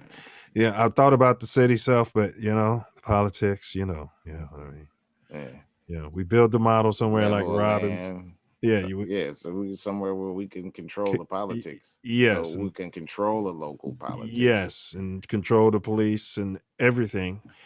All the tax dollars, get the federal funding to repair the roads. The feds pay for. I think I didn't run the video, but the Fed they'll pay for 75% of your infrastructure. They want to rebuild the urban communities. So what happens is it's almost like a Ponzi scheme. So what these suburbs have done. We're not talking about you and I. So what they do is they'll go out and get the federal money. Now you only got to do 25%. They don't pay any of that for their roads. And they take the money from the first people who come to the area, the first business people and the homeowners. It's a Ponzi. And then they keep getting more money from the new people. And if they have no more growth, then what happens? It falls apart. Also, long-term, when the roads need repair, 20 years down the road, the federal government says, yes, we'll pay for it, Phoenix, Illinois, but you have to maintain it. And these people... So we're all conditioned waiting for the 20 years. Well, we'll maintain it, and then no maintenance. Yes, and we're kind of conditioned to think that it's all theft because we're from Chicago, where most of it is. But that's not the case. From my research, they were saying that it's just the way that the municipalities are set up, just kind of what you just said. Yeah, we'll get to that, and we'll keep expanding, and then yes, and then yes, and then the roads, they're not managing it right. Is the bottom line. They're not managing it right. So a cat like you would know, okay, these roads are good for 20 years. Let's put X amount of dollars away every year for these 20 years. That's what our co-op would be doing, so that the infrastructure is always nice and we're not depending on some new money or some new company to come in to keep everything good. Yeah. That's a very interesting concept, though. It is, bro. If you, man, they're doing stuff in Dubai and it's a lot of interesting concepts of city building. And I think we should just build a whole city, go take it over. You know what I mean? Like you said, the politics, everything through and through. Yeah. Right. These are our cops. And if anybody's got any problem, you call the Illinois State Troopers, who seem to be pretty, they seem to be all right. You know what I mean? I mean, you know what I mean? As good as any, I guess. We have our own cops. We get Better than DX some. and what's my man name with the beard like yours? Quetland. Yeah. They be the chief and the under chief. You know what I mean? I might as well stop this share. I mean, oh yeah, no, go ahead, bro. Go ahead and run it. You can run it while we just sit here. Shifting dollars from consumerism to local crowd investing. Right. May 16, 2016, the SEC rulings on crowdfunding intermediaries went into effect, and today ordinary Americans are able to collaborate en masse to invest small individual amounts of capital to startups, small businesses, and real estate developments online through crowd investing, and become shareholders in the process. The power of crowdfunding. When people understand the power of local investing and crowdfunding, they will begin to pull from their bank savings, mutual fund accounts, and begin investing 1% of their disposable income in order to put their money to work in their own communities. Crowdfunding will have the power to change how local residents from all income levels make decisions about where to invest their money and how to spend that money. From consumer to investor. Crowdfunding will usher in a radical transformation, forever redefining what it means to local residents to be a crowd investor in America by bringing local crowdfunding into the homes of urban community members in the internet age. If local residents embrace the power of crowdfunding, then the most socially transformative part of crowdfunding will come from the power of local or community-based investing. The case for local businesses. There are overwhelming amounts of recent research from prominent economists, sociologists, and other researchers find that small, local businesses are critical to overcoming many of the largest challenges, from reducing economic inequality to building resilient communities. According to the Kauffman Foundation, new businesses account for nearly all net new job creation and almost 20% of gross job creation. Takeaway. According to local investing, fostering an economy of small-scale businesses may be one of the most effective ways to close the gap between rich and poor. Civic leaders are increasingly grappling with income inequality, and creating policies to foster an economy that's based on local ownership and community-scaled businesses may be one of the most effective ways to do it. That's the implication of new research that identifies links between corporate consolidation and the widening gap between the rich and poor. If you want to learn more about how crowdfunding can change your business, please visit projectcrowd.co. Right.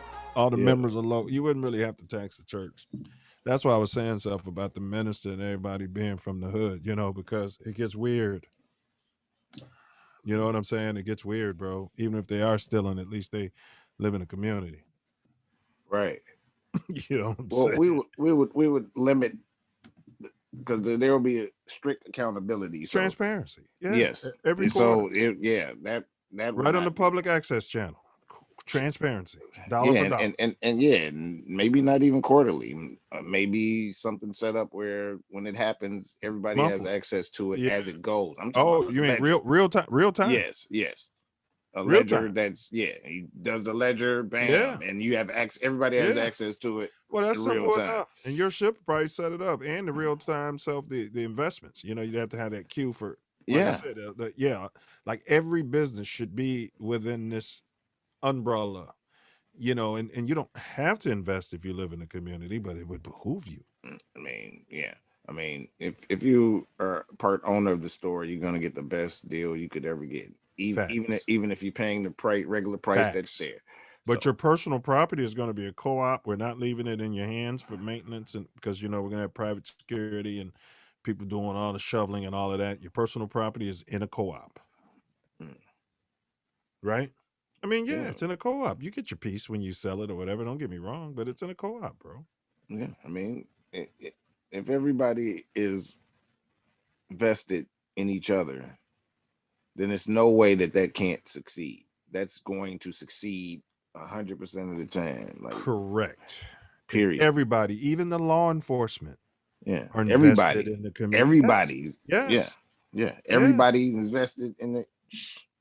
And in spirit, that's what the city of Chicago is trying to do. All of their firemen and police have to live in the city. You know what I mean? And that's in spirit. That's what they do with a lot of like the ward, captains and all of that. But it's just too big. And it's, Chicago Self, I say, man, we built a model, a beacon. I mean, literally a beacon, bro. It work.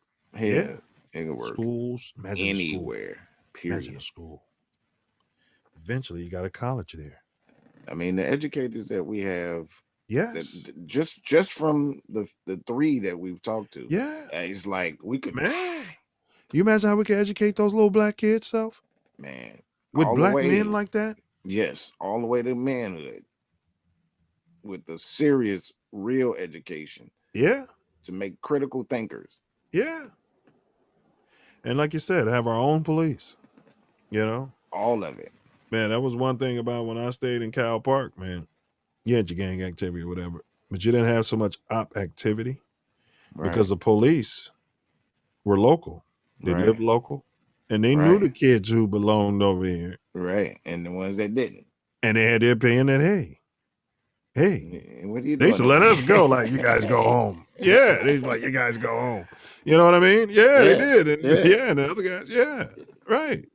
And then it sent a message though to the outlying city area. Man, don't get caught over there. It's gonna all go against you. It's gonna go against you in court. It's gonna go against So they were less likely to really be over there doing all of that stuff, bro. Yeah, that makes sense. Just hanging out. Yeah, you know what I mean? Right. Yeah. Looking for trouble. And looking for trouble. And I imagine the city would have done the same thing if we had got caught on their end. You know what I mean? Yeah. Yeah, I mean, I imagine. So, yeah. So, what we got coming up there? So, let me check right quick. Investing in urban businesses. Yeah, and you guys like, share, subscribe. Let's get that going.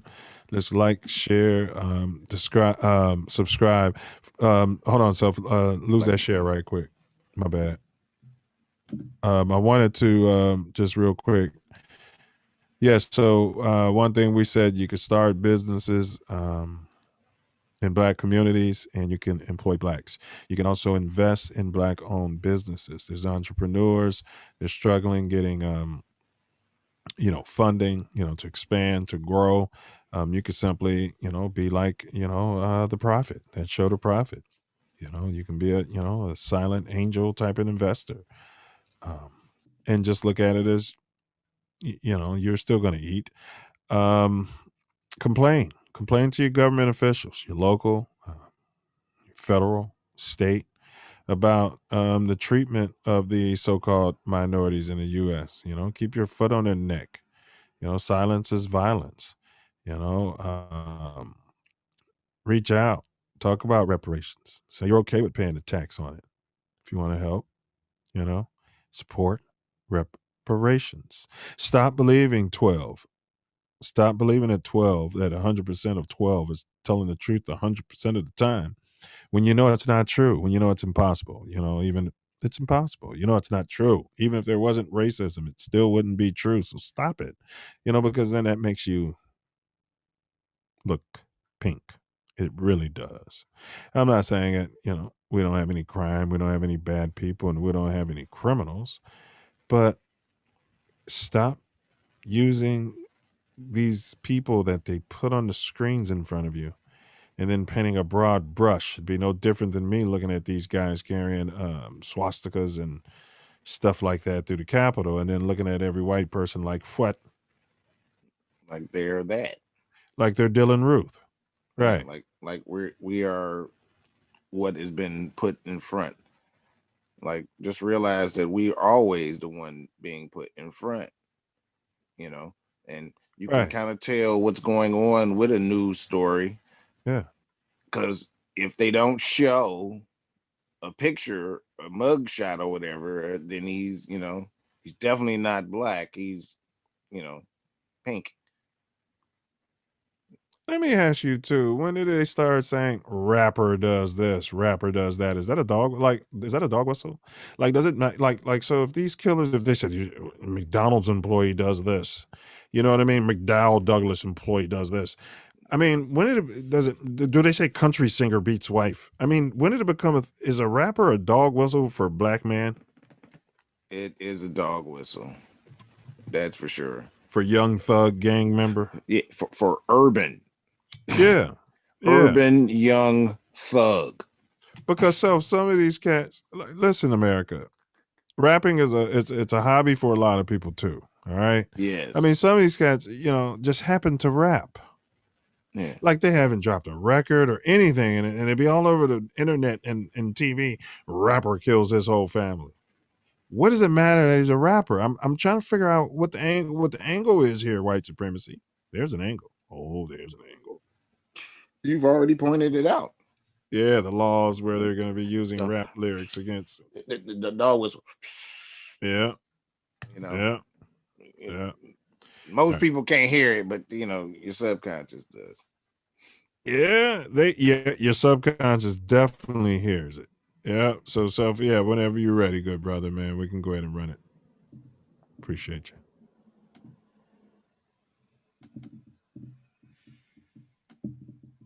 It is the story of so many entrepreneurs we help. A big idea, ready to grow, that only needs capital, a loan, financing.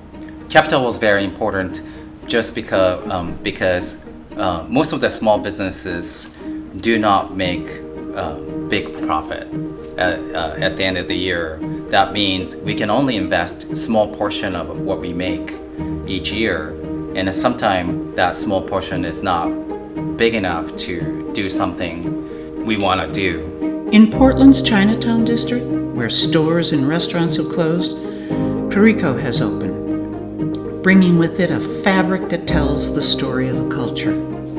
I think many small businesses have a good intention to create something positive to the world, but most of them have a hard time getting a capital, and I think Crafts 3 is helping a lot of small businesses to make things happen. Revitalizing your urban community and investing in the types of small businesses that make it strong. Like a loan to a couple of chefs who run a food truck so they can open a brick and mortar restaurant in Spokane. Or by creatively investing in Equinox Studios, a workspace for dozens of artisans, each creating something uniquely their own, with blacksmithing, ceramics, woodwork, and photography. It's what we've done since we've got our start. It's how we're strengthening communities in the Northwest, where we've invested more than $100 million. Craft 3, delivering innovative, non-traditional financing, helping you with assistance beyond capital, and looking at your business beyond just the numbers, because it's the right thing to do. It's the power of working with us. So join our cause and access the capital that you need.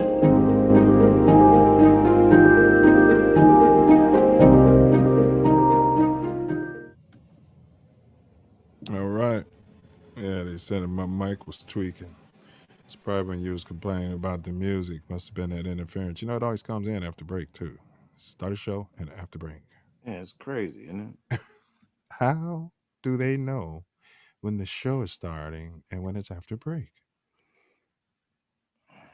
I mean, are they watching the show? Man. I don't know, man. I was it got loud. I was yelling. Yeah, it must have been distorted. And Self, it was distorted. Yeah. Yeah, and but there's nothing you can do about it. So you know what? No, but it did it the last time we started the show and I had music in the background and you was talking loud. And I was wondering why you was talking loud. Then it was distorted because when I went back and listened to it in the edits, and how do they know? Like I'll post a video on TATN that's totally private, and it'll have 3 views. Who's watching it?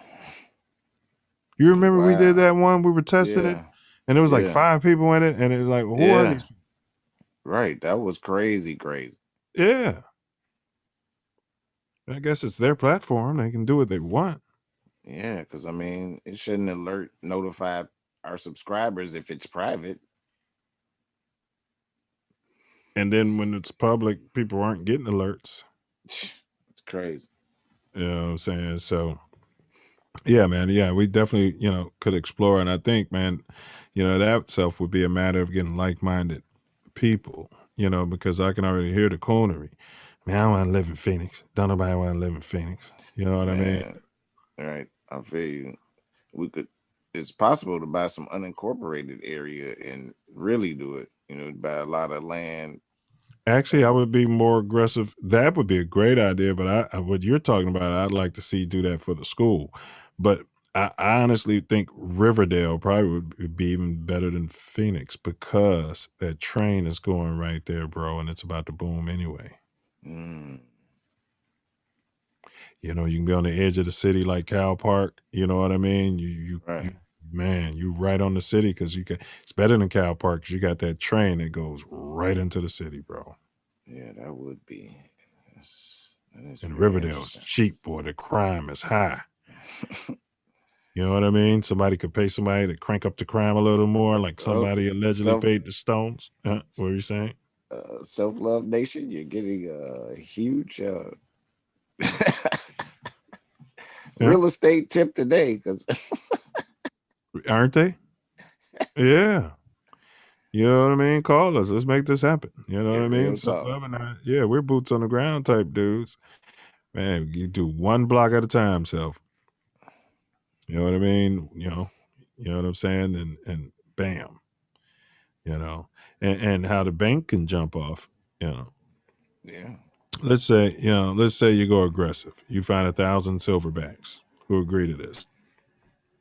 I mean, a home in Riverdale, seriously. You can probably find one easily, 70,000. I mean, and I'm being generous, right, Self? Very. So yeah. How hard would it be to find 1,000 silverbacks with 70 stacks, right? So they might have 70,000 in equity in the current properties, what have you. So they need 70 stacks. They're coming in free and clean, right? You're also looking for those 1,000 silverbacks. This goes back to our co-op to be able to get a loan, say for maybe 50 stacks or something, maybe 30, whatever. But those same 1,000 agreed upon amount for a separate loan. And that money is going to be used to start your own bank, which is going to be Digi. Everything's going to be digital. Yeah. Yeah. So we'll have our own coin for the own currency. Yeah, for the the Riverdale.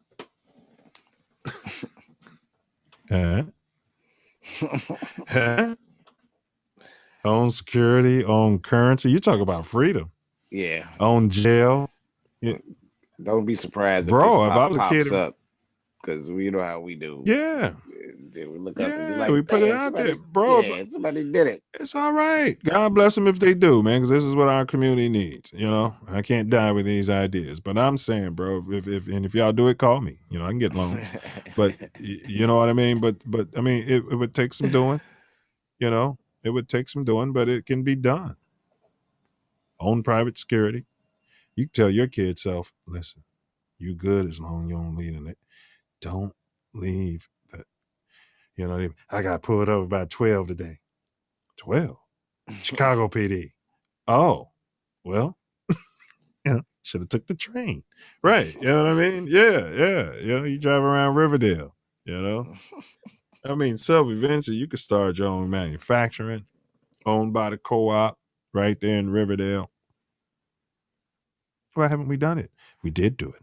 It was called Black Wall Street and other places. Several times, and they Several attacked times. it. They attacked Pill it. Hill. Pill Hill was kind of like that, wasn't it? Wasn't free and clean, but you did have black banks. Yeah. Well, yeah, many parts of the city, but yeah, Pill Hill and South Shore. Yeah, I heard Chatham was Chatham, all these.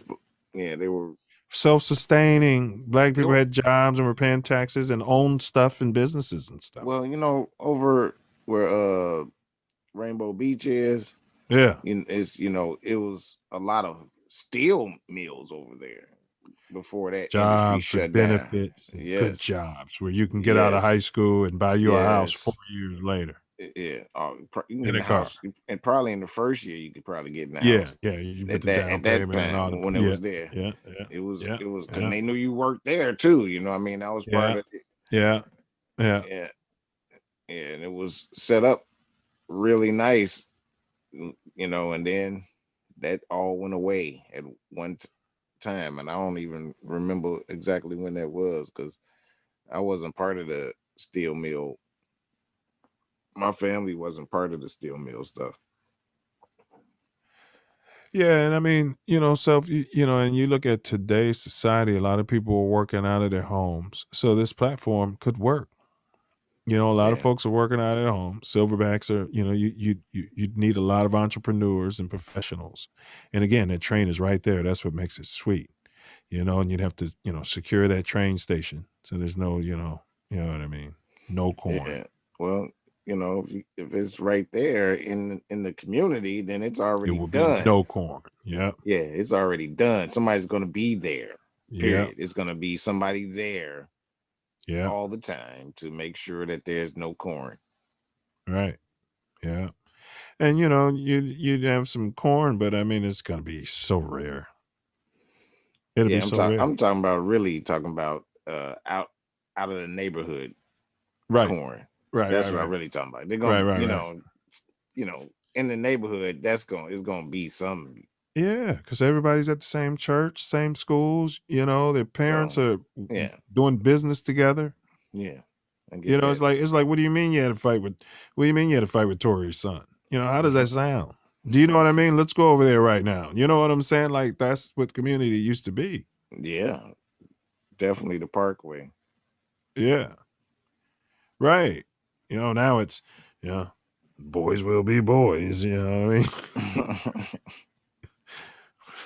Right. So, yeah, I think that was it, man. Do we have another one? We might have one more. I know we're going into a promo. Was that investing in urban businesses? No. Yeah, because this is the promo. Is that what's coming up, Raj? Yeah. All right, hold on. Yeah. Hold on before you go to there. I got some production. I want to get down here for this. Big day tomorrow, man. So I set up a name game. You know what I'm saying? Oh, yeah. Yeah, tailored it for this brother. Oh, It's going to be a lot of fun. Yeah, so, man, legend. This dude, man, Self, when I hear the theme song, it brings back so many memories. Like it's more flashes and floods. Like I can't think of one thing, but I just remember thawing out. You people don't know about that Chicago, boy. You come in from playing or outside on a cold day, boy, to watch a TV show or whatever, and you be cold. And it's a thaw time, man. Itself, there's a thaw time, So you be thawing out and. And one of your shows coming on, boy, that was the stuff. Yeah, and even today there was a thaw time when I got home. yeah, it's thaw time, but people outside the show don't really know about it. Yeah, there's like you get in and the heat's on, don't get me wrong, but you're thawing, aren't you? You're still cold. Yeah. Man, your extremities are hard. You know what I mean? It takes a while for that blood flow gets going. But yeah, so we're gonna roll this promo video we got for Ernest Thomas. A.K.A. Raj from What's Happening, Mr. Omar from Everybody Hates Chris, Sydney from Malcolm X. Man, he's worked with so many people. Go ahead and hit itself. I don't want to let the cat out of the bag, though, until tomorrow. Yep. Looking forward to this conversation. Man.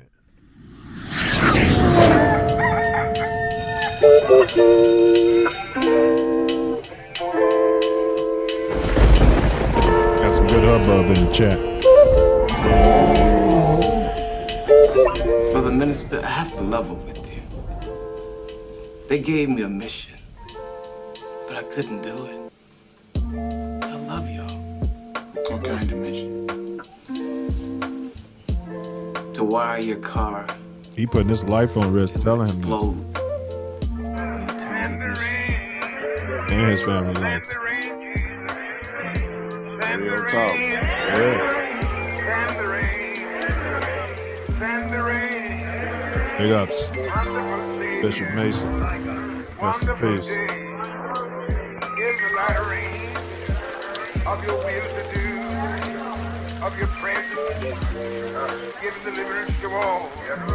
Yes, Lord. It's scary back in the day, so. Yes, Lord. Yes, sir.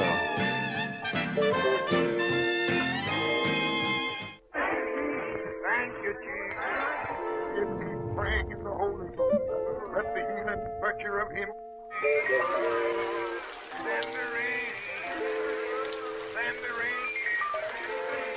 Send the rain. Oh, boy. Hey, Rod, you're wrong. We don't have the worst football team in the city. We got the worst football team in the world. That's why the band plays taps at halftime. How bad was it this time? They beat us 63-0. Somebody ought to do something about that team. And somebody tried. You know how the referee ends the half by firing the gun up in the air? Well, today he fired at our team. I've always wanted a burger when I watch that show. You know what I mean? They sit in a restaurant eating burgers. Remember reruns, used to be ordering all types of shit. And I want a shake. Barely getting on because you never had no money. Yes, Lord. Yes, Lord. Thank you, Jesus. R.I.P. to rerun. Roger's little sister. Yes, Good morning, everybody. Good morning. Yes, Lord. Yes, Lord. Expressions were off the chain.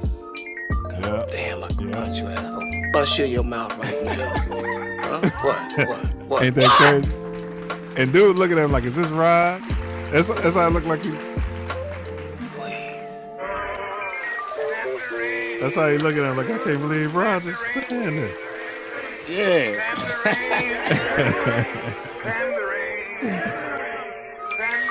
Looking forward to this conversation. This is going to be supernatural. Yes, Lord.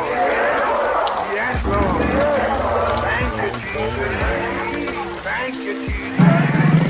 Thank you, Jesus. Thank you, Jesus. You go ahead and stop it. Hey, yeah, that's tomorrow, people. 5 p.m. Pacific Standard Time, 7 p.m. Central. The overseer said that the train Self Love goes to Harvey, and he's seen houses out there less than 10 stacks. So but you know how people want to live, you're gonna have that 10 stacks. So, but really, how people really want to live, them houses, man, they're gonna be putting at least 70 into them. You know what I mean? So, how people want to live. So yeah, that 10 stacks. So you're still going to be looking at like 80, and they can finance them, but we really don't want the bank. We want the least amount of bank involvement as possible. You know what I mean? Because they can always hit that switch on you and come up with some magic. You know, they go down there. Where do they go? To the Bilderbergs. That's when they come up with, all the black people are going to be crazy and gay the next 20 years. And we're going to lock up all the crazy people. You know what I mean? We're going to send that message, and they're going to declare themselves crazy, and their family's going to declare them crazy. And we're going to put anklets on them and make a lot of money. That's coming to an America near you. What you got, Self? Yeah, there's a whole lot of craziness going on out there. It's always been craziness. Yeah. Just madness. We are growing. We got a platform that's the basis of our movement. Platform. Yes. And we need for y'all to help us grow organically. It's very important. We are building community. We don't want hoods. We don't want neighborhoods. We want community. We want to take over local. Facts. Move forward together. Get like minds and move as one. Facts. Build it before we die, y'all. Go ahead, Self. I didn't mean to cut you off. Not cut me off, bro. We are self, the science of self. So we're all one anyway. So just like the cells of our body, some of them build organs. Those are like-minded cells. Those cells, decide or get together to form something integral to the being.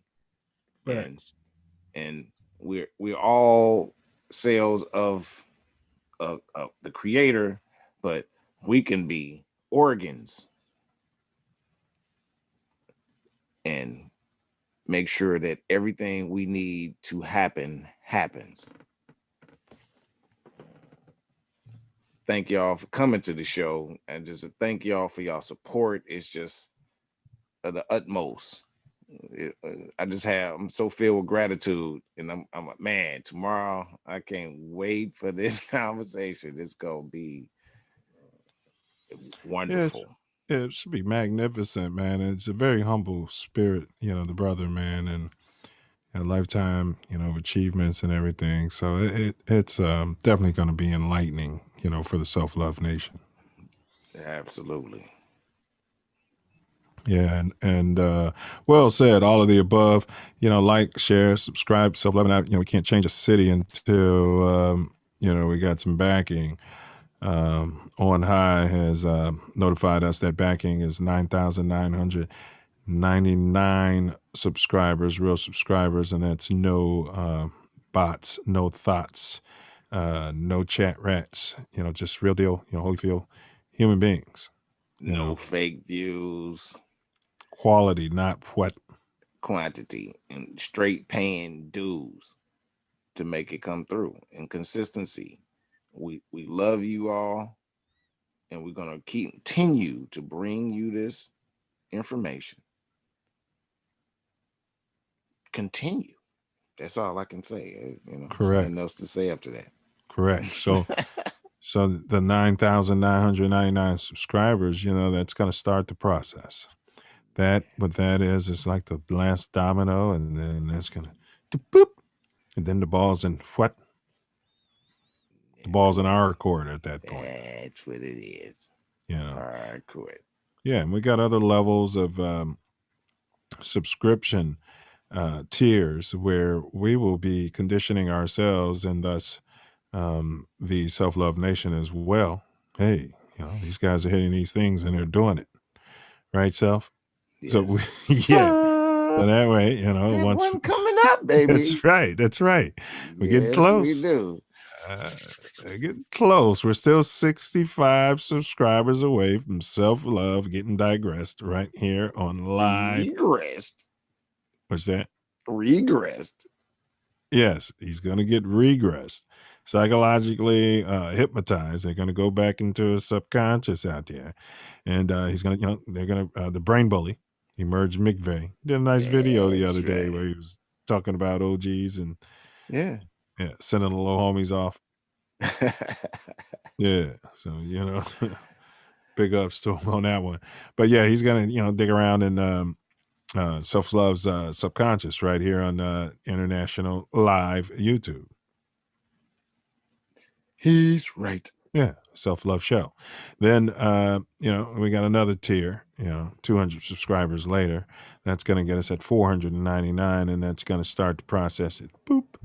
Myself and my lovely Earth, we're going to, jump, and we've never done it before. You know, so we're gonna do some. Is it hang? No, it's not hang gliding. Although I should put that on the tier. I'd like to do that. But no, we're gonna. What is it? What do you call that when you jump out of an airplane with a parachute? Skydive. Yeah, skydiving. So my wife and I have agreed to, skydive live right here on YouTube at TATN. And that's at 499 subscribers. So, you guys get to subscribe and stop being lazy. Share the video. Somebody will subscribe, and Self Love and I can start moving towards changing the city, which will then, of course, according to Self Love, that's going to be a model. And then that's going to, spark the change and put the information out there that's needed to change the what? World out there. And then the solar system, then the universe. Yeah. Yeah, it's good versus evil right now, people. We're in a battle. Haves versus have-nots. Can't summarize it for you any simpler than that. Ripley, believe it or not. So, you know what I mean? So that's so we would hope that we can get some, support from the Self Love Nation. Subscribe to people that you think would be like-minded, as Self Love puts it, because that's extremely important. Extremely important. Yeah, we don't want to have debates about why you don't want to live in Phoenix or or Riverdale or right. Yeah, we don't. One day you guys are going to realize what makes a community is the what? People. The people make the community. The people and the culture make the community, people. You can put a lipstick on a pig and you still got a what? Still pork. Yeah. So we're going to do this holistically. That's the long-term plan. Self Love and I, we got more simple things we're looking to do. I don't want to say simple, but more achievable, attainable things. Self Love and I, we're going to get some breakfast out there. We got to look at the right tier where we can go out there and, have the Self Love Nation, back us into our endeavor of, feeding some children in the urban community. Moreover, us being able to, feel and touch the community. Absolutely. Yeah. It's coming, y'all. Yeah. I mean, Self Love said something earlier that was powerful when he was talking about, the black man being outside of the community. So, the role models, people, knew better, they do better. If they see better, they be better. And oftentimes you need a grown silverback, to tell you that, what's wrong with you? You must be out of your mind. My daddy's in jail. Yeah, when your daddy's in jail, that means you have to be what? More on point, not less on point.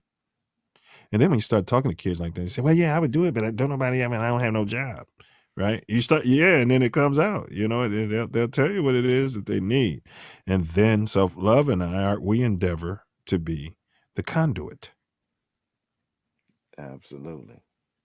Correct? Yes. The conduit. From the breadwinners. Yes. To the activists. Yes. Say, for instance, you might have a guy who might, think that he's pink on the inside, own a tow company, talks about China all the time. Maybe he's looking for a good young new person to apprentice or train, to drive one of the trucks or something like that. And then boom, boom, boom, boom, boom. We've connected the dot. Right? Yeah. You're absolutely right. I mean, Yeah. You know what I mean? It's a good example. So, but pink people, your call to actions, again, just, I would say invest in Black-owned businesses at minimum. In this day and age, you can walk into a Black business and, talk to the owner. People definitely need, resources, and that's money, that's capital, to expand. You can, go shopping in the Black community and not be so scared.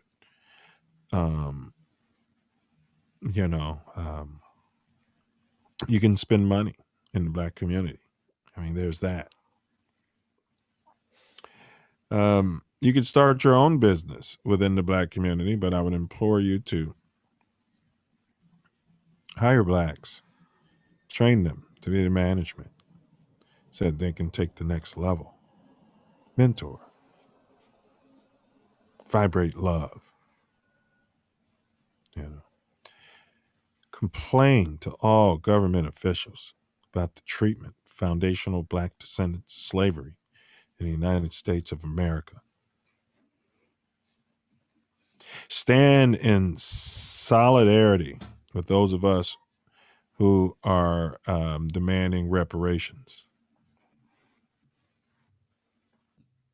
Stop believing fake news, media account depiction of black men around the world. Just stop it. You know, you're getting these images over and over, and as Self Love says, it sinks into your subconscious. It's there. So I've been suggesting to people just cut it off. And if you cut that off for 30 days, you know, you'll start seeing people for what they are again. And you might even see yourself for who you are again. So, yeah, they're going to start playing us off here. And we need you guys here tomorrow at 7 p.m. Our guest is Ernest Lee Thomas. Starring What's Happening Now. Everybody Hates Chris. Malcolm X. What's that, Self? That's 7 p.m. Central Time. Yes. 5 p.m. Specific. Specific. It's specific. You know what I mean?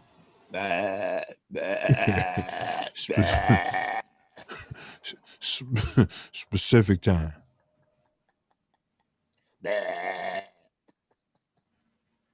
I mean, if you ever catch yourself doing this, to know you might be saying something stupid.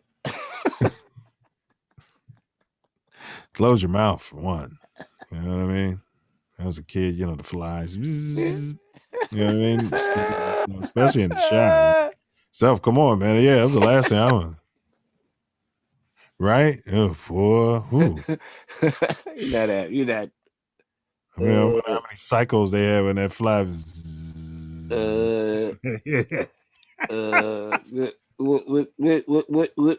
What you say? I'm pretty sure. What? No, motherfucker. Yeah. I'm pretty sure we're being regressed. I mean, we're digressing. Way past what the show was about, but you know, you gotta have some fun too. So yeah, you know, you guys, you know, that's why we have these long lives as well. You know, it's gonna take a lot for Spooky and the 12s to, you know, they're gonna have to really want it. Sit around and sift through a lot of material. So have to get to the root, and it's all entertainment. It's like Self Love said. I mean, it's all entertainment. And if we can build a nation and entertain at the same time, then we're just what? Blessed beyond belief. Facts. We're just blessed beyond belief. And back to the theme of this show, Pink People. It's gonna happen. With you or without you. Yeah. Be nice though. To heal a nation without lip service, standing on a pulpit, touching a Bible, getting sworn in. Same son of a gun who locked up millions of black men. It'd be nice to actually work together towards rebuilding a nation. Because if rebuilding the urban community is not, in fact, nation building, what is? Man.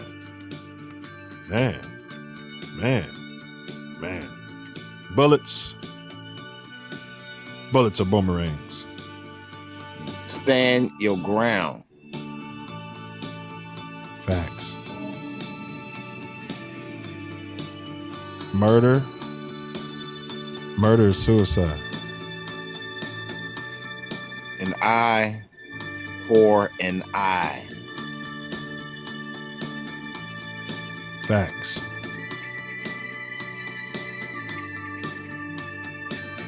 Silence is violence. You see something, you say something. Greed plus ego over fear. That's slavery. Charity plus humility times love is freedom. Y'all get on code, man. Stop all that talking. I've seen brothers do so much yapping. Get on code, man. Stop talking to everybody. Answering every question. So, don't answer questions. But make sure you question everything you see, feel, taste, and hear. No cap, fear is an illusion. Vibrate love. Forgiveness and charity are the highest vibrations. So, do something charitable for your enemy. Hurt folks, hurt people. Healthy people, heal people.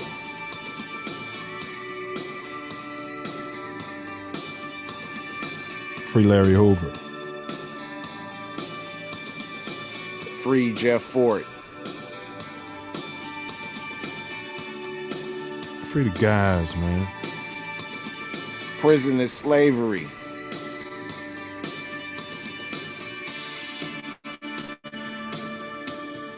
Walk on water like St. Pedro. Move mountains.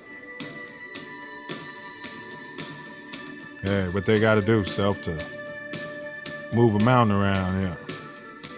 You need the faith of a mustard seed. With or without you.